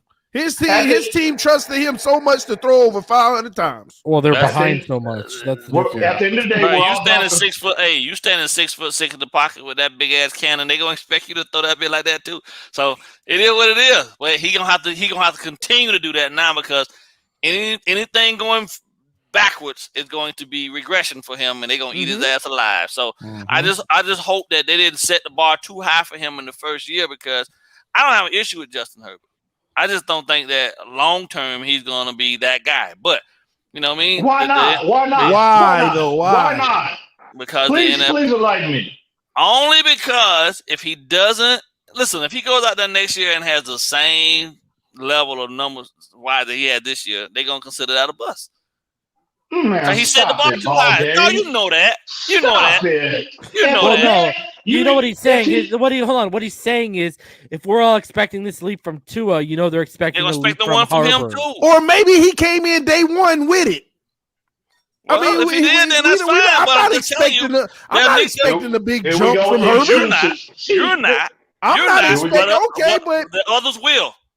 Well, see, you see this cop come on, Ian. What, bro? This is ridiculous. You must be reading the like comments. in 5th grade. You reading the comments? Oh, it's ridiculous. Yeah. You must be reading. Come on, Ian. Stay out of the comments, bro. Yeah, remember we're talking about that emotion, EM? Stay out of the comments, man. If you are about objectivity, bro, you shouldn't have not one problem with anything that I said. And really, period, about this player. I just don't want him to kill him, man. That's all. The expectations. You know what I'm saying? What he did this year and setting the record, setting the rookie record and all that thing, man, was phenomenal, bro. But I don't care what Herbert did. I'm just focused on what Tua is going to do. That's all I'm worried about. I hate it for all of them. So at the end of the day, hey, listen, you signed up for this. Nobody forced you to enter the NFL draft. This comes with it. That's just the nature of the job. So at the end of the day, I'm worried about what Tua does. And again, like I was gonna finish up. There's plenty to be encouraged about, but we just have to let Tua develop. Let him develop. Let him earn it. Let him earn it. I don't understand why people have a problem with that. Nothing is given to anybody in this world, bro. You gotta earn it. Herbert's better than Tua. And then players, go tell that to Xavier Howard. Go tell that to the Xavier Howard and Byron Jones of the world. They had to scratch and claw for everything they've gotten in this league. But you would have just anointed and give to him. Look at X. Stop. Here's a perfect look at X's first year. It wasn't very good. Oh, he was horrible. I mean, look at Byron Jones. But he had to he had to change positions. These dudes, bro. These are the alphas of the alphas. Tua again and Flores again, bro. That you just can't sell that to a locker room. Flores wanted Herbert. So, but Tua will be fine. I just can't wait to freaking training camp. God damn it! Training camp cannot get here soon enough. Baby. Don't let him bully you, EM. Flores wanted Herbert. Herbert better than Tua. Let's all just be honest here. I know it's rough to say it. That's first. No, I know nobody wants to admit it. Herbert's better than Tua, and Flores wanted Herbert. Stop, TD. I'll say Herbert had a better rookie season, but I won't actually judge either one till after year two. Real quick. This might be a little controversy in the show on this. Oh, here we go. I don't know if y'all covered this or not, but that report about, I know reason you and I have talked about this privately, TD, you and I talked about this privately, but Doug, BallGame. How do y'all feel about that report about Flores being a Herbert guy? Oh man, it is what it is. He's a better quarterback. Seriously, don't listen to TD. Seriously, I want to know. I want to know what your gut feeling tells you. But put it into context. Put it into context too. That report that Jason Lockenfora got were from higher ups outside of the organization. See, look at this fool. The Miami Dolphins. See, you got another idiot, that 100, whoever that is. EM, you think Tua didn't work hard? Oh, EM, stop your foolishness. When did I say Tua don't work hard? When did I say that? Why are you in the comments? You're a Tua hater, bro. You're a Tua hater. No, he needs to stop jumping on 100. 100 is right. You are a Tua hater, bro. You are a Tua hater. Get out of the comments. Stop it, man. EM is a Tua hater. Don't worry. Don't worry, 100. Don't let him bully you. Anyway, BallGame and Doug, what do y'all seriously? Don't listen to TD. Please mute TD if he gets acting crazy. Hey, bro. What do y'all think though? Listen, I'll tell you, like I said on our podcast, defensive minded coaches, man, don't give two craps about quarterbacks, to be honest with you. But the fact of the matter is that maybe in a conversation somewhere, it could have been possibly that he said that, he liked Herbert's profile more so than Tua. We're talking 6'6" to 6 foot. What is 6 foot even? 6 foot even. He's a little taller than Russell Wilson. Herbert is a prototype. He's a prototype. Yeah. You know what I mean? It is. Hold on, bro. It is what it is. Like at the end of the day, though, like he didn't get who he wanted. You got who that if he didn't get who he wanted, don't matter. That's not his job. His job is to coach the 63, regardless at that point. So, if he didn't care, hold on, let me finish. Go ahead. I think his buy-in. If he had a preference between the two of them, his buy-in went out the window when he started having those weekly one-on-one meetings to really have his own time with Tua. And that tells me then at that point, he's all in with this kid. Because you don't meet with him. You don't meet with a kid. Listen, you don't meet with a player one-on-one week after week to sit down and check in on them and check in with them and train them individually. You throw them to the wolves and let them fizzle out. Yes, you do. If you're a good coach, that's what I'm saying. That's the whole point. But what I'm saying though is that he could have been every other week. Every week you checking in with this kid. At this point now, it doesn't even matter if he like Herbert or not. That's my point. It doesn't fucking matter. I don't even know. All these idiots in his comments, I tell you. I don't even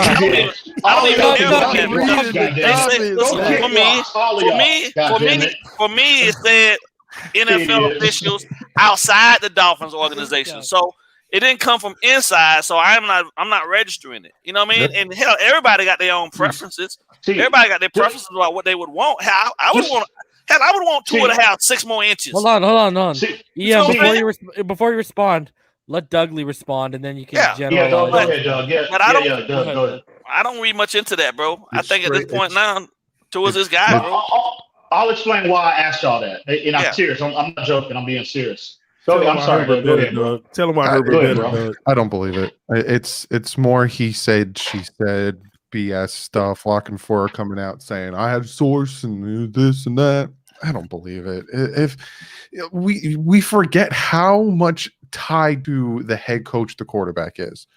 So if Flores really wanted Herbert, they would have took Herbert. So I don't believe it. The only reason why I asked that question, I asked reason earlier too.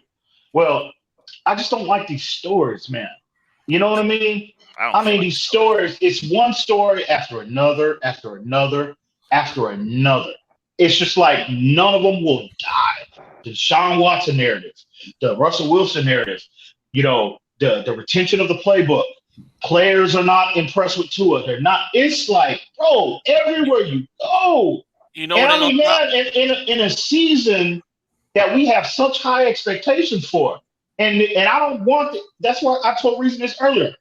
I just want them to come out and just either go one way or go the other.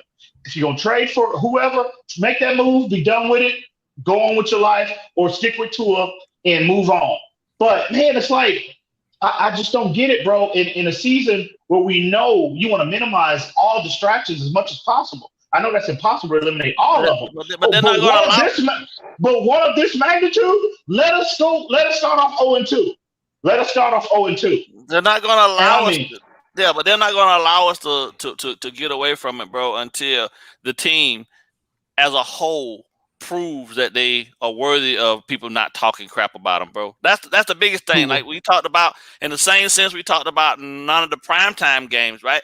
Respect in the NFL is earned, bro. And you can have as much potential to do things as you want. But until you go out and you punch people in their mouth and you kick their ass on Sundays, it ain't going to matter, bro. And that's what they got to do. They going to have to just pin their ears back and go out here and just mow over people and be done with it. And that's how you get your respect. So this whole notion about Tua and all these other pieces and things about him, he goes out there, he puts up the numbers, he shuts people up. Simple and plain. He don't do that. Simple. People going to continue to talk. They got to be all on the same accord about this shit and just kick everybody's ass and be done with it. That's right. Real quick, because I don't think if he puts up the numbers and if he plays great, that the people that, and it's such an annoying group that just consistently hate on this kid. They got to win. They got to put up the numbers. You know what they're going to say? Oh, the reason Tua is doing well is because they finally put weapons around him, and because he's running Alabama. You know, he's doing good. You just got to ignore it. He put the numbers up. He put the numbers up. That's all he need to do. He doing his job. But we can't sit here and act like he was doing his job last year. Just do your job and do it well. Put the numbers up. Stop. Put the numbers up. Stop putting the ball. He's down. Put the numbers up. They gotta get these, bro. They gotta put some W's. Oh, no run game. That's on him as well. I've seen quarterbacks with less do it. No game. I've seen quarterbacks with less do it. You got to be able to make plays and carry the team without deficiencies. They gotta put up the W's, baby. Yes, get it done. Get the W's. All the other shit go out the window. Trust me. Reason you got all these cancers out in your comment section tonight, bro. All these cancers. EM lives in the comment section. Why you just ignore him? Why I tell you stay out the comments, bro? These dumb Attention, comment section. Do not You know let what? EM bully you. He hate when Listen. y'all bring that heat his way. Y'all are right. No. He don't like being proven These are- wrong. He a No. Tua hater. He I'm needs never to go proven ahead and wrong. live with it. What, you really want to compare receipts? You really want to do this? Oh, okay. I don't think so. Why you even? I don't think so. Stop Dude, reading the dude, comments, dude. bro. Yeah. Oh, these cancers are out tonight, Stop bro. reading the comments, man. Jeez. All of y'all are freaking cancers, bro. Cancers. Y'all need to die. That's what you need. Oh, Listen, wow. Yo, listen, really? Listen. They're I do not cancer. endorse that Listen, comment. listen. No. Listen. They are the cancer. I'm the goddamn cure, baby. I am going to bring it to all of you idiots, all of you casual fans, you cancers in this community, because all y'all have done was damn divide this community, going back to the Josh Rosen narrative. And Why you got to come out here and put Pete on notice, bro? Him too. He's one too. Listen. I don't mean for them to die literally. I mean in terms of get out of this community. That's Thank what you I for mean. clarifying that. Oh, these idiots. They have But just anyway. as much right to be in the community as you, EM. Take the heat, bro. They got an bro. opinion too. They voice heat- matters. Man, whatever. Look at this. Listen, TD's a man of the people all of a sudden. Look at this, right? Anybody that's questioned EM's football aptitude, I will put my receipts up against anybody in this goddamn community. Period. So that's you idiots in the comments. Come up here one day when Reason opens the platform up. EM, can we I'm just telling get you, back? man. Can we get back to the point? Stop man? reading the These chat, idiots. bro. I know, man. Okay, let's get back to the point, man. I Let's just get want back you to talk. know I started final thoughts literally Yeah, 30 I was minutes about to ago. say, 30 minutes ago. Oh, Yes, my God, listen. Let's get back to Herbert being better than Tua, man. Can we all just agree? Can we all just agree? He All had a He had a better better rookie rookie season, yes. Rookie right, season. Doug, can you agree he had a better rookie season? Rookie season, yeah, I've been. So he's better. That's all you have to compare. Nope. 1 year. They both He had 1 a year. better rookie Herbert season. is Yeah, better okay. so far as an NFL Listen. quarterback, and Flores wanted Herbert. And Hey, in the discussion, it is what That it is. last season is gone, so you ain't got nothing. You can't hold on to that until you can hold on to that until training camp start, TD, and then it's a Hey, wrap for that. he broke right? rookie So you- records, hey, baby. So you His ride legacy, that. Yeah, his you ride legacy it. is already Yeah. being made. Yeah, His yeah. legacy's he already He on the did. Hall of Fame. Hey, trajectory. I'm going to say what You I gotta said be earlier. fan- Everyone thought RG3 was going to be better than Luck after year one. How'd that turn out? Herbert ain't RG3. RG3 also won Offensive Rookie of the Year, then disappeared. 45 Yep. nothing still 45 nothing still sits out there Yep. too though. And Tua found a way to beat Belichick, baby. Yep. Yeah. And if they were in a playoff run, you best believe Tyrod Taylor would have came in that Oh, 45-0 game. Oh my God. All of these I'll let you know. qualify. Do y'all see how y'all are defending the Tua versus Herbert thing? Do y'all see that? You keep it going. Yes, y'all. You- No, that's right. I am all we literally said, you asked a exposing question. y'all. We said no. Y'all, You listen, said it is- Defending my he quarterback. had a better rookie season. Exactly. He had a I better am rookie exposed. season. I am exposing the fact And you that said- when you said I he's a say better quarterback. last year. when I say When- Herbert had a better season, y'all agree. But you know what you had to add on top of it? He still lost 44 to zip, though. He's No. still this and that. Well, Tua you beat kept that. going. You gotta put all the You kept qualifiers. going. That- You You kept gotta going. put the We made the qualifiers. statement. We said yes, he had a better rookie season, and you And- kept going. But that's So what why I you mean get by- why you get to keep adding stuff on to the process, and we can't add Ball that? game, ball game, ball game, ball game.